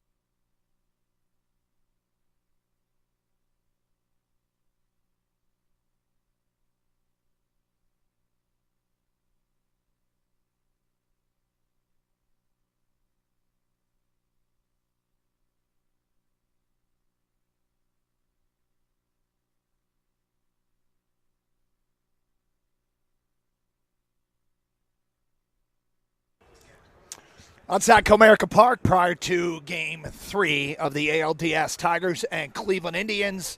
Carson Anderson, 97 won the ticket. It's a gorgeous day. It's chilly, and I know the people on Twitch and YouTube are making fun of us being bundled up. We have been here a lot and done a lot of shows from this very spot, concrete wind tunnel. It's about 15 to 20 degrees colder here than it is out there in the sun. And I got to tell you, I broadcast like crap when I'm freezing. So I'm bundled up. Yes, I'm bundled up, and you are as well. Yeah, I got a sweatshirt on. I got it's not a winter jacket, but it's a nice fall jacket here as well. I find it to be cold. Yeah. I find it, but we're used to this. We've been out here enough times. We've been out here enough times. Not in October, Yep. but which is pleasant, and I'm not going to complain because it is October, and this is awesome. Now, the crazy thing is the guy next to me. Oh, our engineer, Bobby. Bobby. What are you doing? Bobby's in T-shirt and shorts. He's literally wearing shorts. Yep. But that's okay. I mean, to each their own. Bobby's unbelievable. Yeah. But we're surviving. We're good to go. And I would recommend, it's easy to take layers off as opposed to there you go. Fabric. Don't make a bad clothing decision. Well, no, because if you get cold, and the truth is, it's nice because I could go in there and spend $295 on a sweatshirt if I'm a little cold. So it's right there. Yeah. But downtown's setting up nicely. They're It getting is. ready for a tremendous throng, not just in attendance, but I imagine for a pretty good crowd that's going to be here downtown, not watching the game from the confines of Comerica Park, but from just a downtown opening day-like standpoint. It's not quite that atmosphere yet. I imagine it'll take a couple hours sometime afternoon. I think it's going to start to get crazy for a 3 o'clock start. Yep. People getting off, leaving work at lunch or whatever, and, I got a meeting on the other side of town. I'll be back tomorrow, that kind of thing. And maybe got some cool bosses out there that are like, yeah, go. If you got tickets, go enjoy it. We got food trucks set up out here, and all types of stuff is going to happen. Oh, it's going to be a fun day. And look, you mentioned opening day. I think if this were opening day, these parking lots would already be filled because it's more about the party than the baseball. It's also a different start time. It usually is, yes. However, this is going to be a party and the baseball. Yes. Like, this is going to be better than opening day because Detroit knows how to party for stuff like this, but Detroit also knows a big game when it comes along, and it's going to be just electric inside of Comerica Park. And so I just can't wait to see the atmosphere. And I am so happy that we are guaranteed to get 2 playoff games and hopefully above and beyond that. That'd be fantastic. Yeah, it would be absolutely great. I'm curious to see who undecided is going to be today. Mm-hmm. Interesting, Dan, that Dan thought maybe it would be Tyler Holton again, and I can understand it. Can totally understand it. Well, it's going to be a day filled with Tiger talk, and we got a bunch to get to. But we also have Lions discussion as they get ready for their game against Dallas, and we get reacquainted with the quarterback, Jared Goff, coming up shortly as he'll be back after a bye week. He had a birthday on the bye week. Oh. So I also happened to find his high school baseball stats. Excellent. We're going to have to ask Jared what he remembers about his high school baseball career. His dad was a major leaguer. And he multi-sport athlete, and can't wait to get what he remembers about playing this game. I know he's way into it. I mean, listening to Dan Campbell this morning, he is way into it, and he made the comment about how much he'd like to come by and be at a game, but he just can't. I was thinking he's got some things to worry about. He does, but could they spare like half an hour to shuttle him over, throw out the first pitch, and shuttle him back? Could you imagine Dan Campbell throwing out the first pitch? This place it's tram today. Yeah. Dan Campbell tomorrow. Dan Campbell tomorrow. It would just go absolutely bonkers. Anyway, Jared Goff, Lions quarterback, will join us next here on Carson Anderson, 97.1 The Ticket. Hey, attention, Detroit Lions fans. UMCU is the official credit union of the Detroit Lions. They're proud to partner with Lions superstars like Jahmyr Gibbs, Brian Branch, and Terrion Arnold. And to celebrate this winning combination and the Lions' new sleek black uniforms, UMCU has something special for you. It's exclusive access to the new Detroit Lions black debit card. It is sweet. Now's the perfect time to become a member and join the Detroit Pride. This exclusive Lions black debit card is only available to UMCU members. Choose the black card or one of their other 3 designs. UMCU has been servicing customers for over 70 years. I'm a member now, too, and signing up is easy. Show off your pride and passion with the new Detroit Lions Black Card only from UMCU. Just visit umcu.org. Some restrictions apply. Visit website for full details. Insured by NCUA. UMCU, where success deserves celebrating.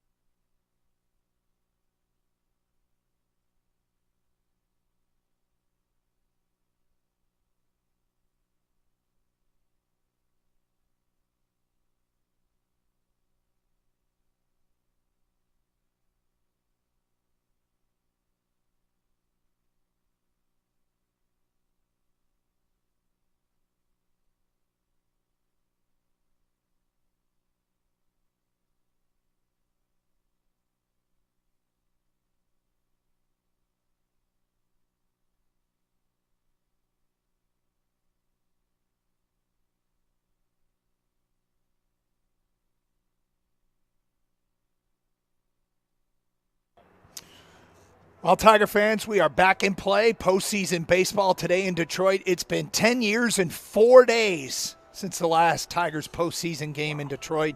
That was a 2-1 loss to Baltimore in Game 3 of the ALDS back then. David Price took the loss. We expect Comerica Park to be absolutely rocking today. Downtown, same thing.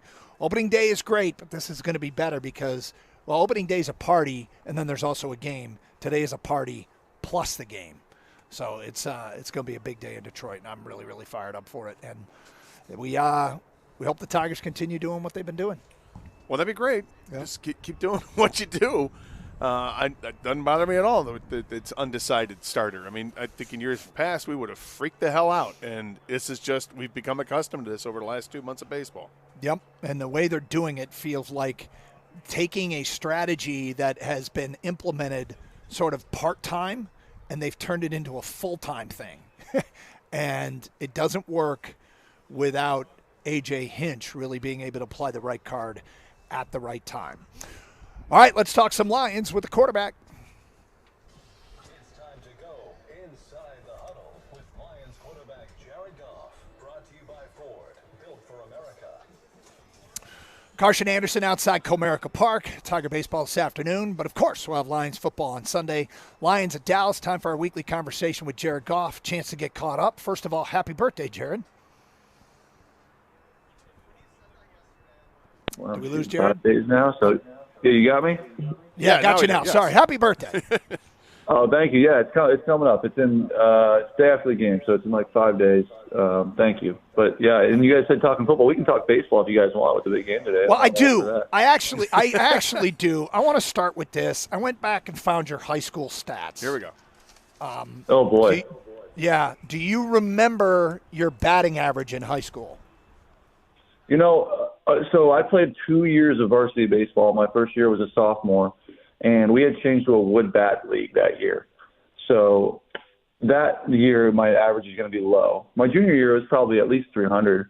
I think my junior year I played a lot better. But my sophomore year, I was hitting a wood bat. I was 170 pounds and probably wasn't that high. Well, I will say your junior year you hit 295. Just shy. Yeah. You had 4 doubles and you had 1 home run. Do you remember the home run? Oh, it had to be inside the park. I don't think I hit. I don't think I hit one out anywhere. I might have had it inside the park at some point. Well, I have your fielding stats as well, and I saw you listed as a shortstop. Are you a shortstop? Yeah, I played short my whole life, and I was a much better fielder than I was a hitter. I could have played in the field, kind of, anywhere in high school, but I was a good shortstop, and got a lot better as I got older. Okay, I've got your base running. You stole 3 bases, and it doesn't look like you were thrown out at all. So that's right. That's pretty good. That sounds about right. And you had 1 pitching appearance. Do you remember pitching? No, I didn't pitch. See, these stats may be wrong. I don't know who was keeping stats, and I don't remember hitting a home run. I definitely didn't pitch. So we could have I could have hit like 330. We don't know. Who knows what that stat No, you did. probably did, right? In fact, it was 330. I have this wrong. I definitely did. Shoot, it might be 395. That could be wrong. No, okay, that's what's right. But the 3 stolen bases. I mean, that's what you should be bragging about, right? That's right. I mean, they might have been pass balls. They might have been stolen bases. Who knows? But they count the same. Well, I've heard you speak about this, and what I think is so cool is that they're calling themselves the Gritty Tigers. It's almost like this team has adopted your team's philosophy, and it feels like it's a real symbiotic relationship between the Tigers and Lions right now.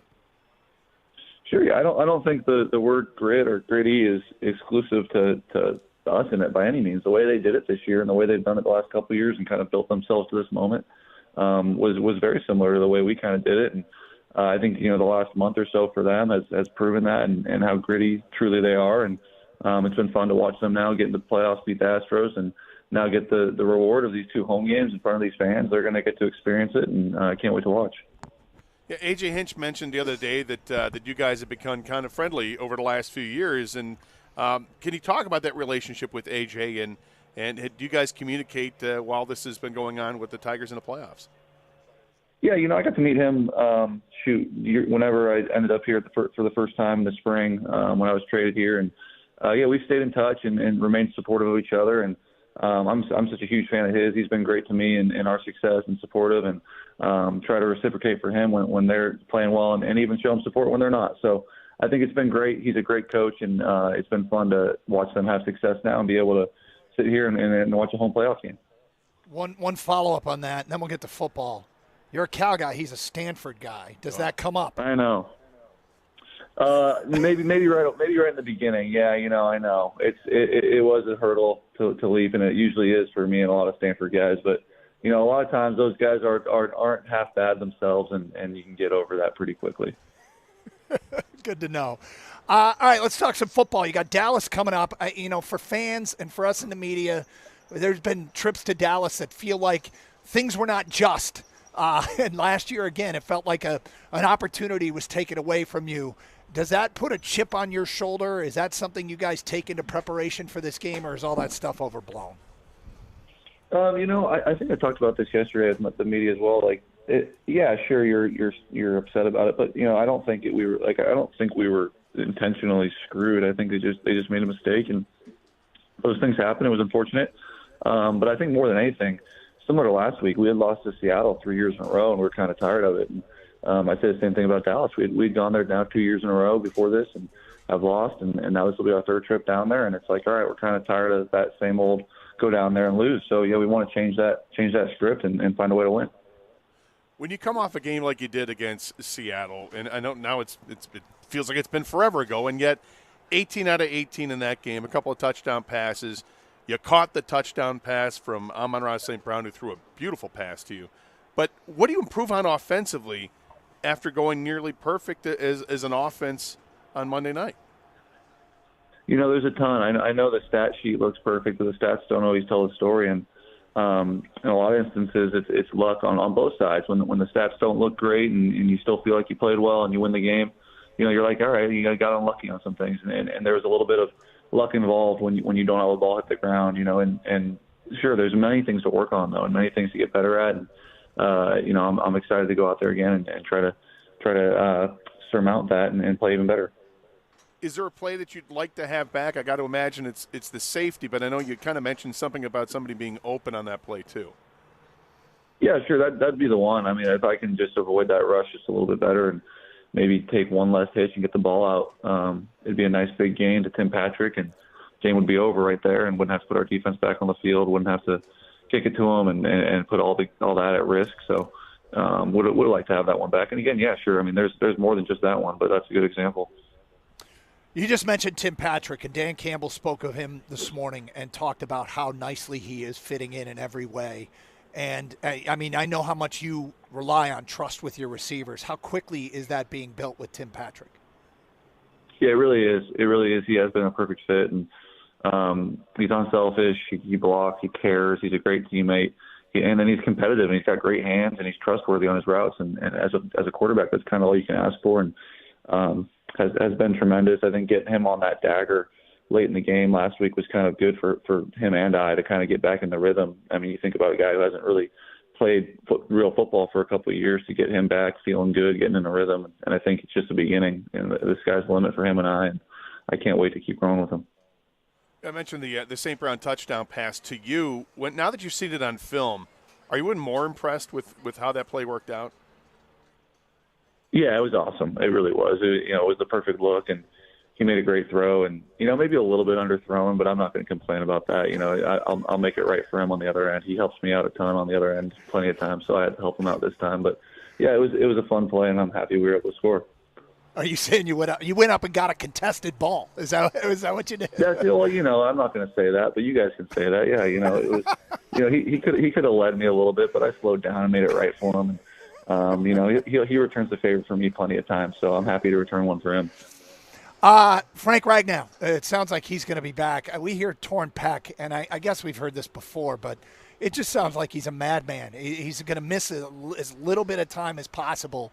Kind of in awe of him, selling Dan Campbell. I'm healthy. He wants to be out there, even with a torn pec. Yeah, he's a super healer. He really is. He's a freak of nature. It's really impressive to watch him, put himself through stuff like that, and then they come back so quickly. And he feels good. He feels ready to go. I know he's excited about it to be back with us, and I'm excited to have him back out there. Look, you've probably been playing football like 20 years in your life at this point. You've seen a lot of strange things that have been tough. Is there anybody tougher than Frank Ragnow? Ooh. I don't know if I've played with anybody who's played through more pain or injuries than him. Sure. So yeah, if that's toughness, then damn right, yeah, he is the toughest guy I played with, and plays through anything, wants to be out there with his teammates, doesn't care about the pain, doesn't care about anything. He knew.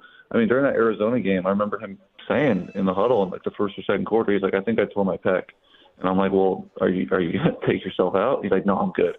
I'm like, "All right, well, let's go, let's finish the game." And ultimately it was a torn pec in some sort of way, and but he'll be back. I can't wait. Final thing for me, Cal hosted College Game Day and then played an epic game with Miami. I don't know, you were on the bye week. Did you take it all in from beginning to end? I did. Yeah. That's the sound of a heartbroken college football fan. Well, how did they do with Game Day, and then your thoughts on the game? The Game Day was great. I thought it was awesome. I think that whole crew, and I don't get to watch that very often because I am Saturday getting ready for a game, but on a bye week getting able to watch that and seeing that whole crew does such a great job. And then where they did it in Berkeley with the fans there, I mean, it was so fun. I thought our school showed out so great, and Marshawn was great. The kid made the field goal. It was a lot of fun to watch. And then the game, the game was great. It really was. They played really well up until the very end, and unfortunately couldn't pull it out. each NFL season is kind of strange how things begin, and you see things you wouldn't expect. Kirk Cousins has thrown over 500 yards in a game like we did last week. Jaden Daniels, the Commanders, are 4-1. The entire NFC North division is above 500. The Bengals and Niners are in early trouble. What's been the most interesting thing for you outside of the Lions to notice about the NFL so far through 5 weeks? Wow, that's a hard question.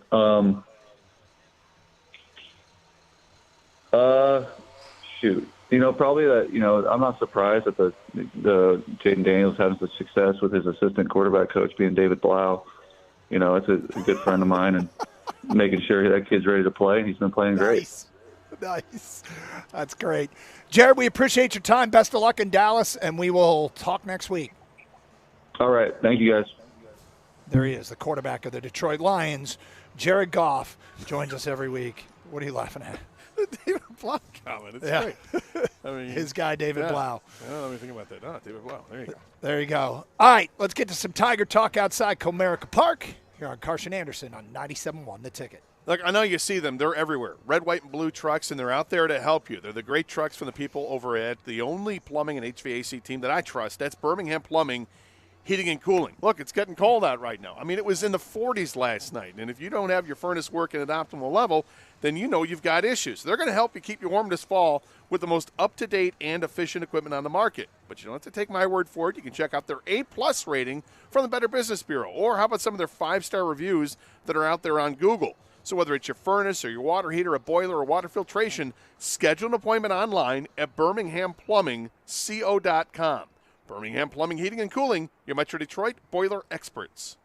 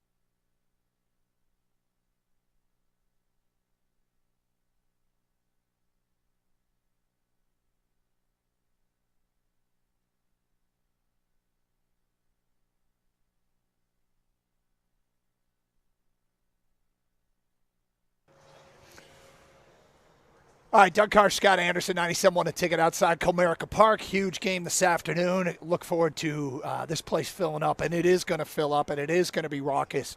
Although, did you see this? The Athletic was ranking home field advantage. Did you happen to see this? No. Of the 8 remaining venues in the majors, Comerica Park being one of them, Comerica Park ranks 8th in home field advantage. Really? Dead last. Do you hear what the Athletic is calling us? Do you hear that? Well, they're saying we're soft, we're weak. They're we're not calling. fans. They're calling us out. It's interesting. Yeah. I'm curious as to how they come up with this data. Is it simply win-loss record at home? Well, I haven't had a chance to read the story, so I'm doing the old thing that everybody hates: reading the headline. And let's do this. But to cultivate the chip on the shoulder, I don't want there to be any logic other than it be total disrespect. Well, it is. I mean, first of all, you're just being tone deaf. This is a fan base that hasn't seen playoff baseball in 10 years, right? Yeah. That until the Lions did something last year, this is a fan base that hadn't seen playoffs of any kind in a long time, too. So we are a starved fan base. We love when our teams are in the playoffs, and we love championships, and we love pursuing those. This Tiger fan base is massive. It's all over. You know, people wear the Old English D on their hat, and they'll take it anywhere in the country. To say that the Tigers would rank 8th out of these teams for home field advantage is absolutely blasphemous. It's reckless. It's improper, inappropriate. And, Doug, I don't like it. I take offense. It's offensive. You're strongly disagreeing with this? Well, it is. I mean, okay, what? You're going to say, the New York teams? What, the Yankees or the Mets? Come on. Those teams are bought and paid for, and it's not them. Is it the Dodgers? I know the Dodger fans are pretty passionate. I'm not going to take anything away from there. And San Diego, the place is great. They love it out there. And watching the game last night, that was a fun game to watch. I know Cleveland's a raucous crowd. That's pretty great. What else is left? What about Kansas City? Did you mention Philly? Didn't mention Philly. Philly fans are the worst, though. But it's because they just they'll turn on you like yeah, I'm sure it's raucous, but they'll turn on you quickly. And Cleveland's got great fans. Kansas City, I think, has great fans. It's a tough ranking, right? Yeah. Put us ahead of New York for crying out loud. I want to bring in Kang because Kang, it feels like every year during the Blitz thingy, you always ask about teams that are going to go from worst to first. I think today, Comerica can go from worst to first. I think it's going to definitely happen, Doug. I mean, I was talking to Tom, the morning show producer, this morning, and he told me that you can actually still get tickets for Cleveland if there is a game in Cleveland going back. That wouldn't happen here. You know, so to be dead last behind Cleveland, behind Progressive Field, you can get to Progressive Field, people, still. You can't get to Comerica Park. So his point was plenty of tickets still available for Game 5. Are there plenty of tickets available for any game in Detroit? No. I mean, and we saw what happened in Houston. Now Houston's out of it, and it was just the ranking of these remaining teams. But nonetheless, I'm can't wait for this atmosphere because I think it's going to be a football crowd. I mean, I suppose to be fair, I mean, the Tigers didn't even have any fans in the first couple games. in the wild card series, right? When they did. Detroit Tiger fans were in Houston. Dude, they were there. They showed up in Houston. We are buying new vehicles to get to Houston. Exactly. We did that. Well, one of us did it. Well, not one of us. Not one of our. Yeah, we got a call from a guy last week who was driving to Houston when his car broke down in the middle of nowhere, Missouri. He went to the dealer to get it fixed. They didn't have the parts. He wasn't going to make it. He was too far away from any place to rent a car, so he bought a new vehicle to get there.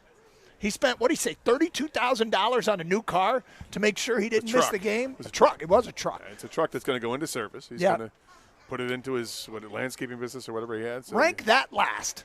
No, that's the kind of stuff that gets you ranked first. Right. And I'm sure he's not the only one that would have done it. Actually, he might have been. But the Athletic. I really do like the Athletic. I do like the Athletic. I think they've got some really competent writers there. Some really good writers. Yeah.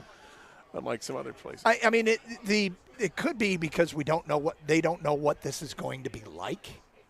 Well, they're going to find out. They are going to find out. They're going to, F around and find out, right? That's right. Is that how the phrase goes? Yes, that is how the phrase goes. Bring it. Yeah. I think the Tiger fan's going to bring it today.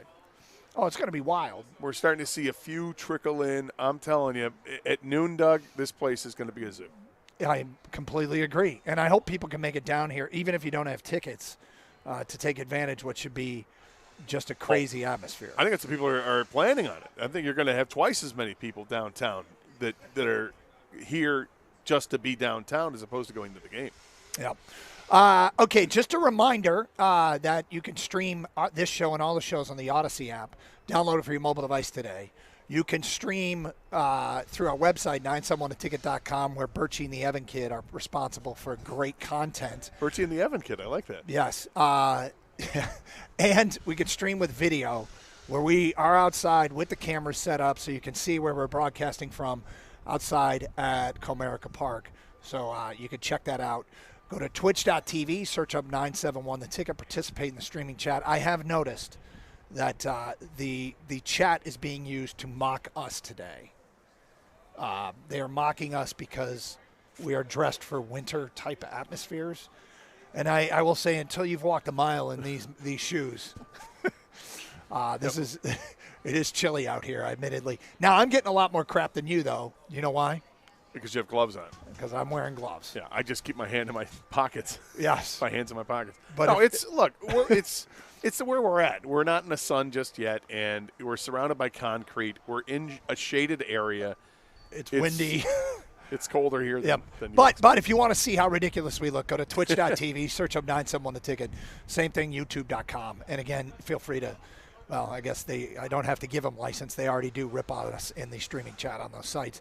All right, so Tigers in a good spot, 1-1, 2 games at home, a Skubal start in the holster. Dan Dickerson said the same thing we've been saying about this game and this series. The team that scores first is in great shape. Want to talk a little bit about some of the things ahead for A.J. Hinch, the decisions he will have to make. What are some of the keys to today's game? And we would love to talk to you, people who are making your way down here. What's your setup? Where are you going? Did you get tickets? Where did you get them from? Who's going to be here? Do you got a tailgate situation all sorted out? Are you coming down here without tickets? What's your plan? 248-539-9797. I want to know, are offices having parties today? You know, hey, we're going to have a Tiger watch party 3 o'clock. We're shutting down the office, we got a TV. We're renting a TV, or you have TVs, whatever. Conference rooms being used for this. All types of debauchery. What's happening? I would bet that you are correct, that there are a lot of offices having parties. For this, Game 3 of the ALDS outside Comerica Park, it's Carson Anderson, 97-1 The Ticket.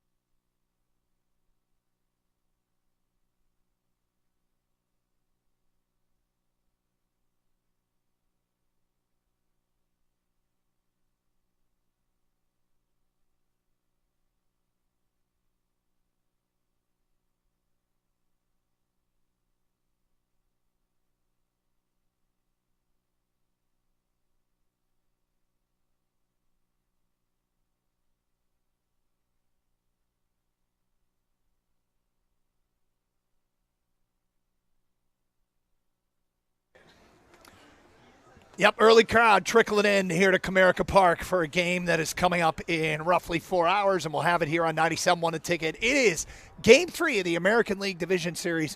Carson Anderson outside Comerica Park here on 97.1 The Ticket. It's chilly now. It's going to heat up as the day goes on. We're in the shade. There's wind. We're bundled up and ready to go. And let's talk some Tigers with this team coming home 1-1, good shape, and trying to take command of this series. And, Scott, we talk about the most realistic path to winning this thing. The most realistic path goes through Skubal starts and then finding a way to win one of the other three. They lost game 1 in Cleveland when they didn't have Skubal going, but they got 2 at home to get at least one of these to get back to Skubal. Of course, if you can win on both, go ahead and just do that. Well, look, the pitching staff is good enough to get it all done, but you can't win a game unless you score runs.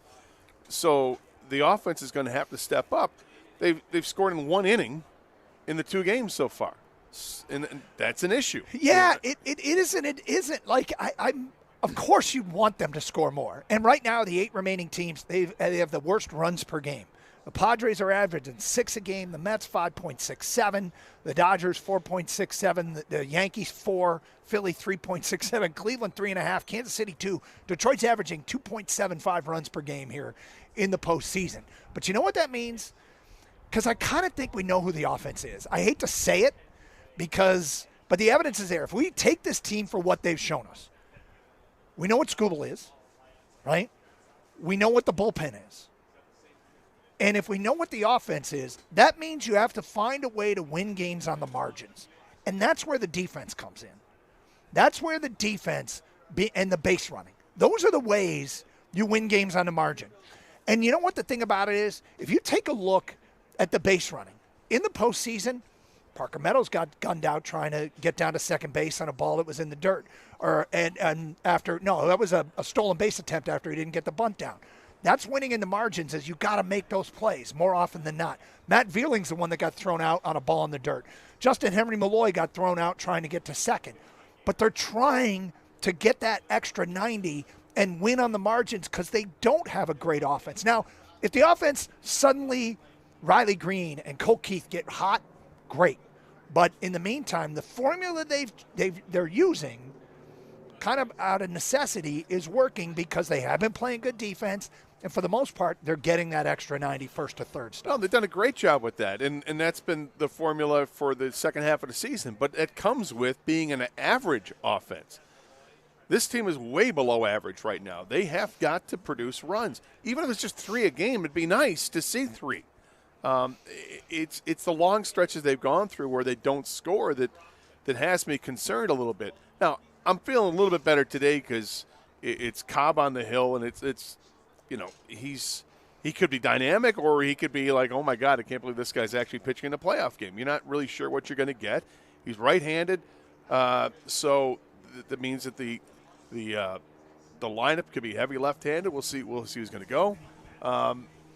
I like the chances of getting healthy again offensively. Plus, they're playing back here. They know what it's like here. The backdrop isn't anything new for them or whatever. Although it's been over a week since they played a game here, it's nice to know that they are back in friendly confines. They know the gaps. They know the dimensions. They know all the funky angles that are out there. It helps them defensively to play that too. So I think there are some advantages for him. I just like to see it happen offensively. I'd really like to see that too. The other thing that can happen in a game like this, and it doesn't always happen, but ride the emotions of the crowd here. Ride the waves of the energy of what the people are going to bring today, because I think what the people are going to bring today is going to be epic. And you can't fabricate starvation, and it's a fan base that is starving for this kind of opportunity. And so you can't. When you've been to the playoffs a whole bunch and you're used to it, you could say, hey, this is going to be special, but it's never nearly as special as when a fan base has been this has been taken from us. It's been a decade. It's been 10 years and 4 days since this team has hosted a playoff game. 248-539-9797. Let's get to your phone calls here on Carson Anderson on 97.1 The Ticket. And we do have a starting pitcher. I know. I was going to get to that in a minute. Tony, you're on 97.1 The Ticket. I'll let you do it on your time. Hi, Tony. Gentlemen, good morning. Excuse my raspy voice. I left it down in Houston. This summer, I started out driving from Saginaw to Detroit when nobody was down there all May. because of that incredible starting pitching staff and that bullpen. And, this morphed into going around the country, over 20,000 miles on this car. In my latest journey, I took off 3 weeks ago to watch Spencer Schwellenbach from Saginaw pitch for the Braves in Cincinnati. Saw 3 there. Went over to Baltimore. We got beat 7-1 that night. And as those guys were on that bench, and I'm right over that dugout, I said to those young men, you are just learning how to win, and this is like an American League wild card series. Just get out here tomorrow and let's go. And I got to tell you something. It was deafening in there in Baltimore on Saturday night.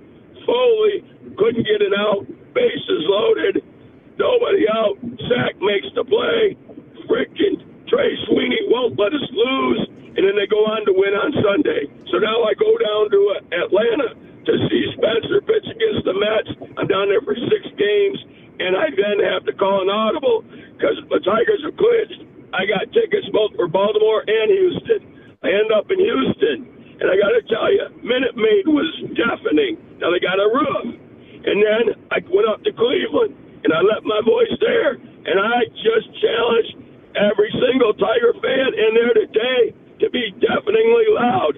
I can't do it. My daughters know how passionate I am about baseball. They're going to be sitting in row 15 while I'm in row 4, right down there in section 129. I'll have a yellow shirt on. I'll be standing up. You take your cues from me, but I need your voices, Detroit. Let's go. Thank you, gentlemen. Thank you. RFK Jr. I got to tell you, do you got some tea? Have you tried some ginger, tea? Ginger and tea? This guy, one of my questions, and there's a lot to unpack there. Who's bankrolling all this? My man has got it made. He's traveling. Could you imagine just getting in your car and driving around, going from game to game to game? I'd like to. Yeah. That'd be kind of fun this time of the year, right? Yep. That guy is taking this rig on the road. That guy right now is living. Livin, living. He is living. Although it sounds like his voice is dead. Oh, it's gone. But shot. He is living. I saw somebody on Twitch that sounds like Jerry Tarkanian. Yeah, kind of did sound like Jerry Tarkanian. Got some RFK Jr. He's got a lot of people in there. Some Dick the Bruiser. I got to be honest. The way this place should be, they should have like a decibel meter, and if you can't yell a certain level, you shouldn't be allowed in the park today. Oh, wow. Yeah, there should be Then you don't want that guy in? If he can't yell, I get it. He's got the heart for it. He's got the heart for it. Everybody's a part of this effort today. Everybody's a part of this effort today, right? It takes all of us. It does. Tigers in Cleveland coming up today, 3:08. We do have a starting pitcher, as Gator mentioned. We'll talk about that next. Plus more of your phone calls and feedback here on Carson Anderson Open Lines outside Comerica Park on 97.1 The Ticket. Sarah Chevrolet in Sterling Heights is ready to celebrate Halloween, football, and the best deals of all. You're not going to believe this deal on a 2024 Equinox EV. Right now, Sarah's offering a brand new 2024 Chevy Equinox for just $99 a month. $99 a month. That's a 2-year lease on an Equinox EV LT front-wheel drive with just $19.99 down. Unlock the savings with your GM employee discount, Bolt EV or EUV, and a current Chevy lease in your household. Take advantage of this hot price on the remaining 24s while they last. Sarah Chevrolet, Sterling Heights, your number one volume Chevy dealer in Sterling Heights. Call 87-SAY-SARAH or go to saysarah.com. Together, let's drive.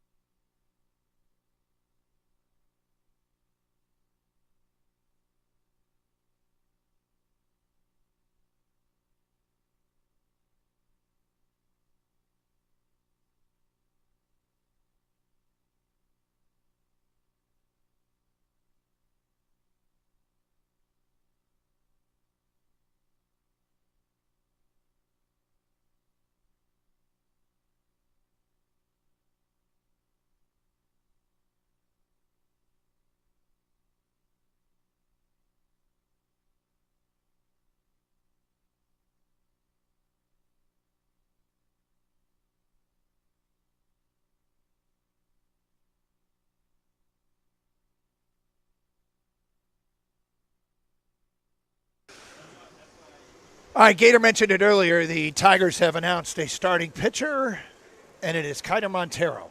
Gator, your thoughts? Makes sense. He's been the other starter that they've used during this 2-month stretch here. Let's hope it's good Kiter Montero as opposed to bad Kiter Montero, because when he's good, he's great. He gets so much swing and miss because he gets that movement on the pitch. But he's got to be able to command the strike zone and be able to throw strikes so people respect it, and then move the ball all over the place and get him chasing it. Look, I don't expect him to go 6 innings, but he's a guy who can give you a few innings for sure, and if he's going well, then maybe he does give you 5 innings. Yeah, I kind of do expect him to be in there for a while. He's had 2 appearances against Cleveland this year. In those 2 appearances, he's gone 8 1/3. Wow. He's given up 4 hits. Wow. 1 walk, struck out 7, and no earned runs.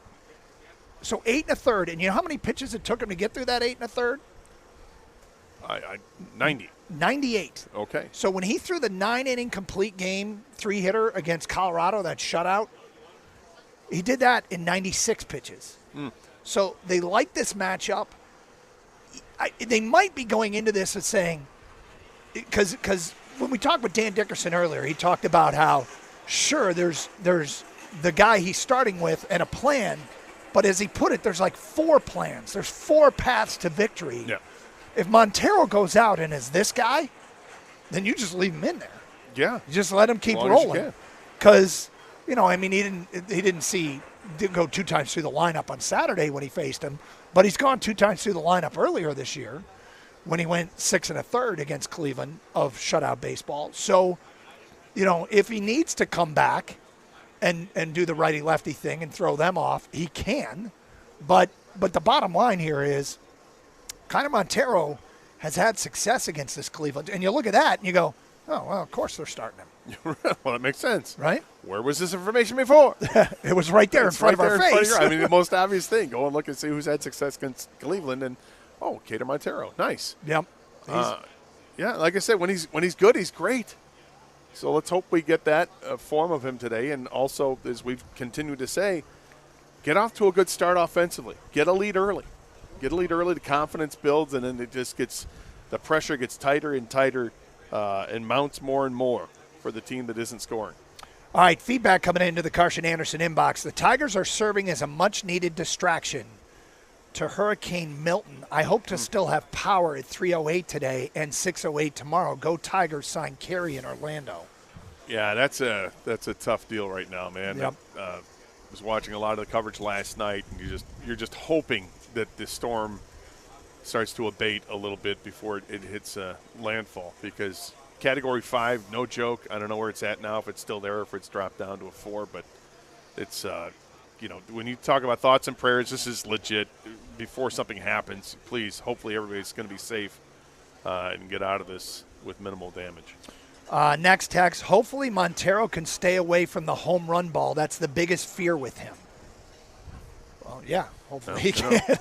There's certain guys I don't want to pitch to. How about this one? This one's smart, and I hope somebody inside the building is listening right now. Tell the Comerica Park employee to put that number 8 home field advantage stat on the big screen during the game and watch how the crowd reacts for the remainder of the series. Eat them up. There you go. That's a great idea. I like it. Somebody there is thinking. From an unnamed texter, I'm bringing my laptop to the bar and, quote, working from there this afternoon. Laptop to the bar works. Nice. Yep. Steve from Madison Heights says, Little Caesars Arena for tomorrow night's game should open their doors early and show the Tiger game on the screen at center ice till the Red Wings game starts. That place would be rocking too. We have got a bomb-sniffing dog up here with us. That's right. Hey, all right. You're quite all right. Hey, buddy. Am I allowed to pet the dog? He barks sometimes, but he don't bite. All right. Well, we're getting clearance. All right. Are we all good? Thank you. All right. We're bomb-free once again. Continuing a streak of shows. Carson Anderson, bomb-free. Bomb-free since, 2007 or whatever it is. Yes. All right. Yeah, I mean, putting the game on a big screen at Little Caesars before the Red Wing game starts, that place would be going nuts. Yes, I would imagine so. Well, I mean, they did delay the start of that game for tomorrow night, the start of the hockey season for the Red Wings. It's now going to be an 8 o'clock puck drop instead of 7 o'clock to accommodate at the end of this Tigers game. From Rick, when they made the list of best atmospheres in the baseball playoffs, they should have labeled Comerica Park as TBD. They should have. They're poking the bear. They ranked it 8th out of 8. Did you hear that? Did you hear that, people? 8th out of 8. 248-539-9797. That is hysterical. From Bay Area Transplant. Don't let that dog around Kerry Carpenter. Oh, because he's a bomb waiting to happen. He's waiting to explode. Hit a bomb the other day. Brilliant. Absolutely brilliant. Dog just starts barking like crazy. Yep. Carson Anderson, open lines outside Comerica Park. I want to hear from you. In the meantime, I got a question for you about Jackson Jobe. Okay. After he made his appearance against Houston, there was some second guessing, right? Some people, said, hey, there wasn't a lot of hard contact from him, but there was some second guessing. And I guess I want to ask, before that opportunity comes up today, are you cool with putting him back out there? Because let's face facts. If you put him out there, and for whatever reason, whether there's hard contact or not, he doesn't get the job done, there's going to be some second guessing of that move. But I don't want people to argue the point after they see the result, because, the result would back up. But the question is it still makes sense to use him? Because there's kind of 3 ways you can handle Jackson Jobe. 1 is not use him at all. 2 is use him only in a low-pressure situation. Or 3 is just throw him right back out there. Not only would I use him, I'm eager to see him pitch. I want him out there at some point. And doesn't matter to me if it's a pressure cooker or not. I suppose that they're not going to put him in later in the game.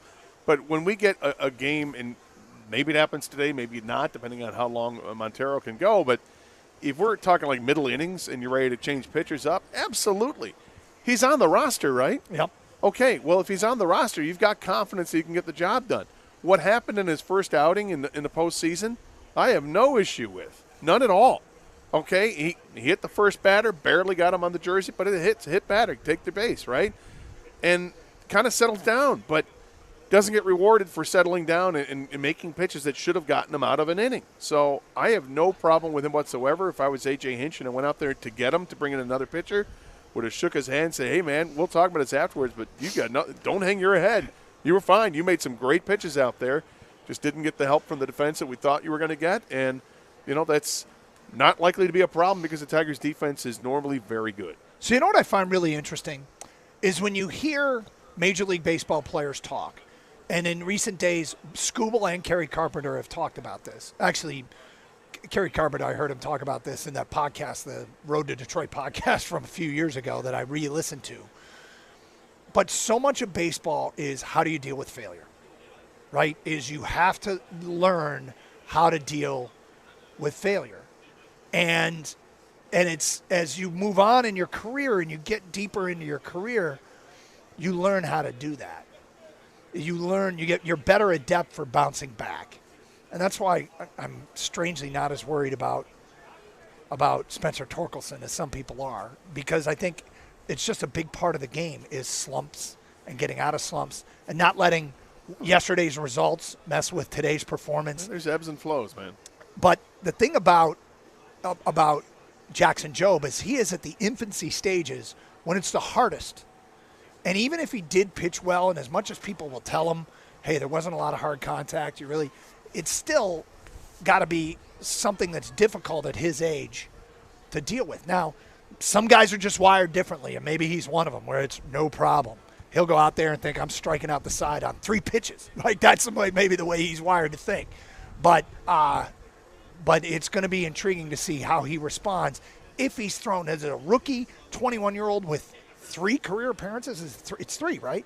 3 career appearances. Well, 2 at the end of the season and 1 in the postseason. Yeah, how will he respond? And Look, that'll be an interesting one to watch. The other thing is he's not alone. He can lean on the other players that are in that dugout with him. I mean, maybe they're not pitchers, although there's a bunch of pitchers that are, in the rookie season this year too. But, you see guys like Trey Sweeney that have been brought up, or Wenzel Perez that have been brought up, that Colt Keith spent the whole season here, but this is his first year, let alone the Hanafis and the Herders of the world and the Gunthers of the world. There's a lot of guys here that this is totally foreign to play in an atmosphere that is playoff baseball. And I think this is one of the benefits of having a guy like Skubal. He doesn't have any experience with it either. But Skubal doesn't care. No. He's fearless. Totally. And I think the whole team takes that attitude about this. Like, nothing's too big for this team. The moments aren't too big. They've come back time and time again over the last 2 months. They've come back in the postseason. What happened on Monday was incredible. And it's just, you know what that is? Business as usual for the Tigers. They go out there, they'll celebrate it like kids, as they should, and then they get back to work. And that's what I expect today, just getting back to work. 248-539-9797. Phone calls, feedback. Carson Anderson, if you want to continue down that road, we will get to your phone calls and feedback next. Outside Comerica Park, it is Game 3 of the ALDS. And you'll hear it here on 97.1 The Ticket. So I had a great experience last year, in fact, when I had to call Precision Garage Door because it was time. It was finally time to replace those garage doors, and they're the only place that you should call. They took my call immediately, we scheduled an appointment right away, and they helped me select the perfect doors for my house, and they got it installed in no time. John, Jeff, the whole crew, so easy to work with. They're true professionals, and right now it's not easy to find true professionalism, but at Precision Garage Door, it's exactly what you get. Weekends are available at no extra charge. In fact, you can schedule your appointment on their website for a time that's going to work for your schedule. None of this 6-hour window business. Figure it out what time works for you, and they're going to make it work for you as well. You mentioned 97.1 The Ticket. They're going to waive your service fee, too. So if you want your garage doors done right, do what I did. Call Precision Garage Door today at 1-800-DOOR-REPAIR or visit precisiondoormi.com and schedule that appointment.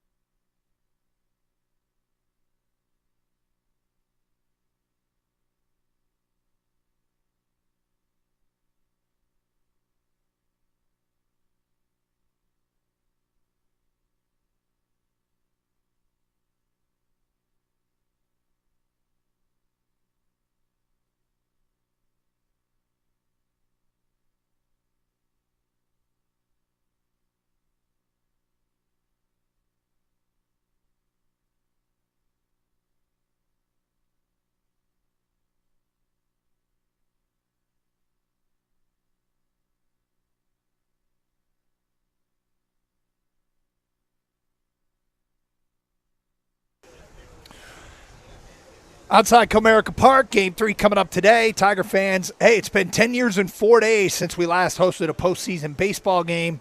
That was a 2-1 loss to Baltimore in Game 3 of the divisional round. David Price start. Baltimore's leading that game 2-0. Tigers in the bottom of the ninth scored a run, but couldn't rally and got swept out of the ALDS on that day. And now the Tigers in good shape, home at 1-1, mission accomplished. Now, can they get at least one of these 2 games at home? We sure hope so, because that would guarantee a Skubal start. And if you're going to go big picture, hey, just win them both and save Skubal for the ALCS and try and get him 3 starts there. But if necessary, but that's an if. A lot of work to be done to get there. Let's get back to your phone calls. We go to Ted. You're next on 97.1 A Ticket. Hi, Ted. Hi. While I was waiting on hold, I was thinking what I was about to say might be stupid. And I'll take that criticism. But, look, a newborn baby, they're happy, they kick, they smile, they do all they're going to do. They have no idea what's coming. They don't have the experience. And I wonder if paradoxically, this sort of lack of experience in this situation might actually be a plus. It might be, maybe he sees it differently because of his inexperience. You're not talking about anybody specific. You just mean players might. Some of these young kids. No, I'm talking about Job. I'm talking about Job going into the pitch. Gotcha. You could be right. What do they have? 13 rookies. So, bunch of them. Yeah.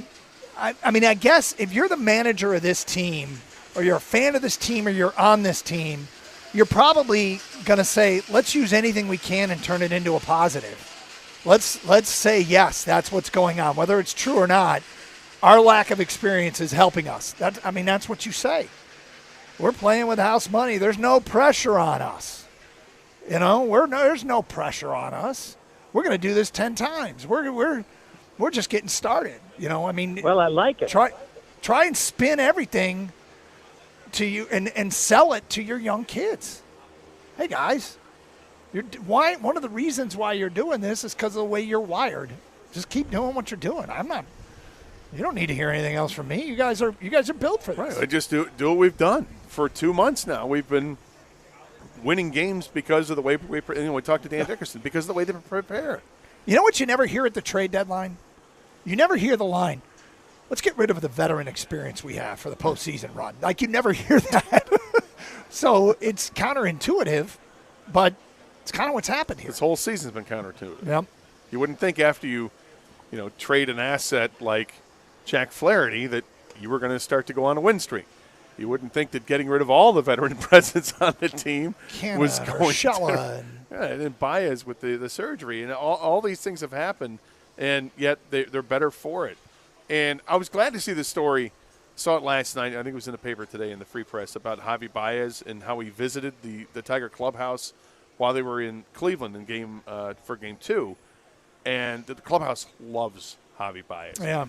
Despite the acrimony with the fans because of how he's performed on the field, that he does bring some value. It's intrinsic value. It's value that's to that team in that clubhouse and in the dugout, that they love being around that guy. That he's fun to be around and helps them through getting to some uncharted waters, because none of these players outside of Veerling, none of them have been in the postseason. Javi's been a bit of a postseason hero at times, so he knows what it's like and can help impart some of that, even if he's unable to play, which people say it's been the case since he's been here. But whatever. Throw that aside. He's got some value. They couldn't be happier that he's there, and he's going to be there again today in the dugout. Well, they entered this probably out of everything that we've talked about and all the stunning realities and the stats and the things that make no sense. I think one of my favorites is that the Tigers entered this postseason with, I believe it was 13 plate appearances in postseason baseball, and that was it. That was the extent of their experience, and it was one player, Matt Veerling. Feedback coming into the Carson Anderson inbox. John of Lake Orion says, I just got an email from the Red Wings that the Tigers game will be shown in the Chevrolet Plaza. Should be fun. Ooh. Okay, so when that building got built. That's what we're waiting for. It's exactly what we've been waiting for, is Hockey Village, big screens, and people gathered outside. Although it's kind of interesting that it's not for the team that's going to be playing inside, or that they're going to be playing a playoff game on the road. Has that ever been activated before? I don't think it has. Not to my knowledge. And I mean, well, think of it. I mean, LCA opened up after the Tigers' last playoff appearance, so not for a playoff game. Yeah, because if this is the first time it's been activated, you're right. It is what we've been waiting for. A chance to have that outdoor plaza filled with people pounding Miller Lights and cheering on their team. Another one here from Matt. Little Caesars announced they're opening the doors at 5 for Tiger viewing. From Jim in his truck. Just left work, driving home to pick up my wife, then headed down to the game. Let's go, Cardiac Kitties. Indeed. Another one here. Absolutely put Joe back on the mound. His last outing was not bad at all. The kid is a stud and can help us. Well, it's interesting because there's a little bit of, I think, even in the here and the now, the Tigers organization and A.J. Hinch still experimenting a little bit with, okay, we still got some things that we have yet to unleash. I mean, Joe might be a massive addition that is yet to really be tapped into. And I think that they want to in this postseason just to see what they have, not for the future, but for here and now. No, for here and now, it's one inning at a time, I imagine, with Jackson Jobe. You know, he's thrown through 100 innings in the minors this year, and he was right kind of at that limit. But this is postseason baseball. You can use him sporadically and use him exactly how you want to in whatever situations you want to. I think this is a great experience for him. And more importantly, he's a guy that can help this pitching staff. Otherwise, they wouldn't have brought him up. It's exactly why they said they brought him up. Remember the conversations that they had, that they talked about anyway in mid-September about bringing him up. And then finally, Scott Harris said, I think it's time to bring the kid up. And they did. And good. Glad to see it. Is he going to be a relief pitcher next year for the Tigers? Absolutely not. You know, I imagine he's a guy who's going to be vying for a rotational spot for this team if he can make it out of spring training. And hopefully he can. But right now, this is a guy that has at least 4 pitches in his arsenal that are all plus pitches, and including a fastball that can reach 100 miles an hour. So, yeah, he's a weapon when they need to use him. The first outing that he had against Houston only encourages me to use him again, because we didn't even really see him throw a fastball. He only threw 2 fastballs out of the 15 or 19 pitches that he had in that outing.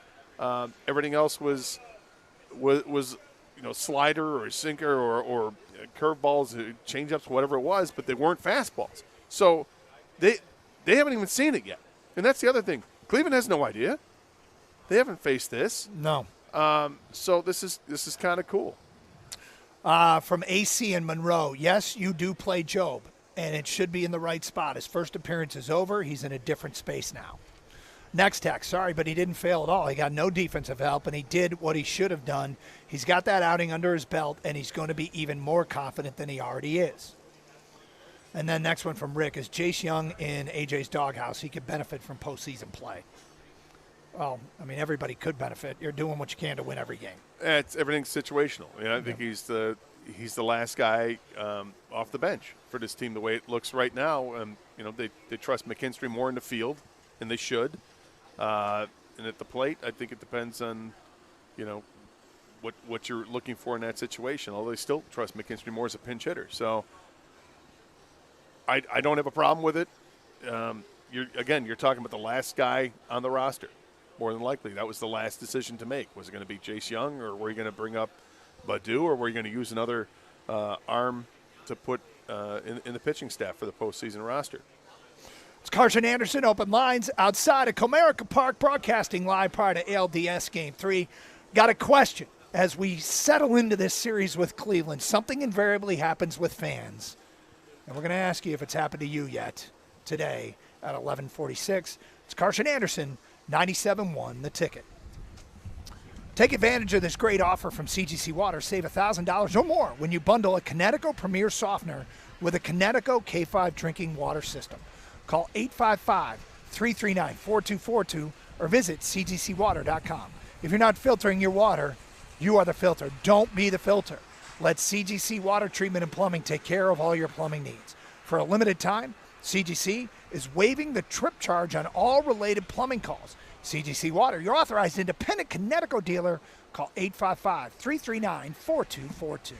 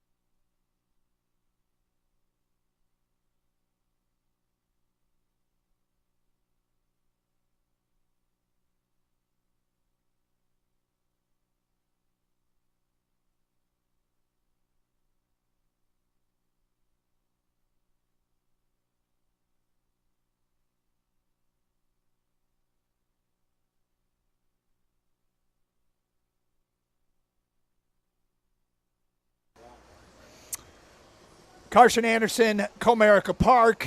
It is Tigers and Guardians, Game 3 of the ALDS. And, of course, we'll have it here on 97.1 The Ticket. Next hour, the best of what Dan Campbell, Lions coach, told our morning show, and they did talk a little bit of Tigers, so that could be interesting. And we'll play you the best of what the head coach of the Lions had to say. But first, something invariably happens when you get into a postseason series with another team that you get to see kind of over and over and over. The games mean so much, and you want it so bad for your team, right? Yep. Everything's intensified. But I feel like it's invariable that somebody on the other team just starts to irritate the you-know-what out of you. Like you Nick Punto. Yeah. Okay. Yeah, I couldn't stand Nick Punto. I couldn't stand David Eckstein. Like you, a little spaz. Total spaz. Yep. And it doesn't have to even be logical. Brett Gardner. Oh, that guy. Yeah. Nice wristband. Right? It could be the slightest thing. And you start to, hate's a strong term. It is. But you start to strongly dislike that individual for maybe the smallest of reasons. But because everything is amplified, because everything is so intense, they can do the littlest, most innocent thing. Might be just too much clapping after a big hit or a walk. You just do something, and you immediately go, I can't stand that guy. And we're only 2 games in, but I have to admit, in Game 2, I said something. And it wasn't fair, but I was like, nice mid-Ohio Ron Jeremy dirt stash nailer. Like, I couldn't stand the little mustache. Bringing in the hedgehog. On Josh Naylor. Couldn't stand it. And it was because he broke up the no-hitter with the double, and he got into second base, and his celebration to me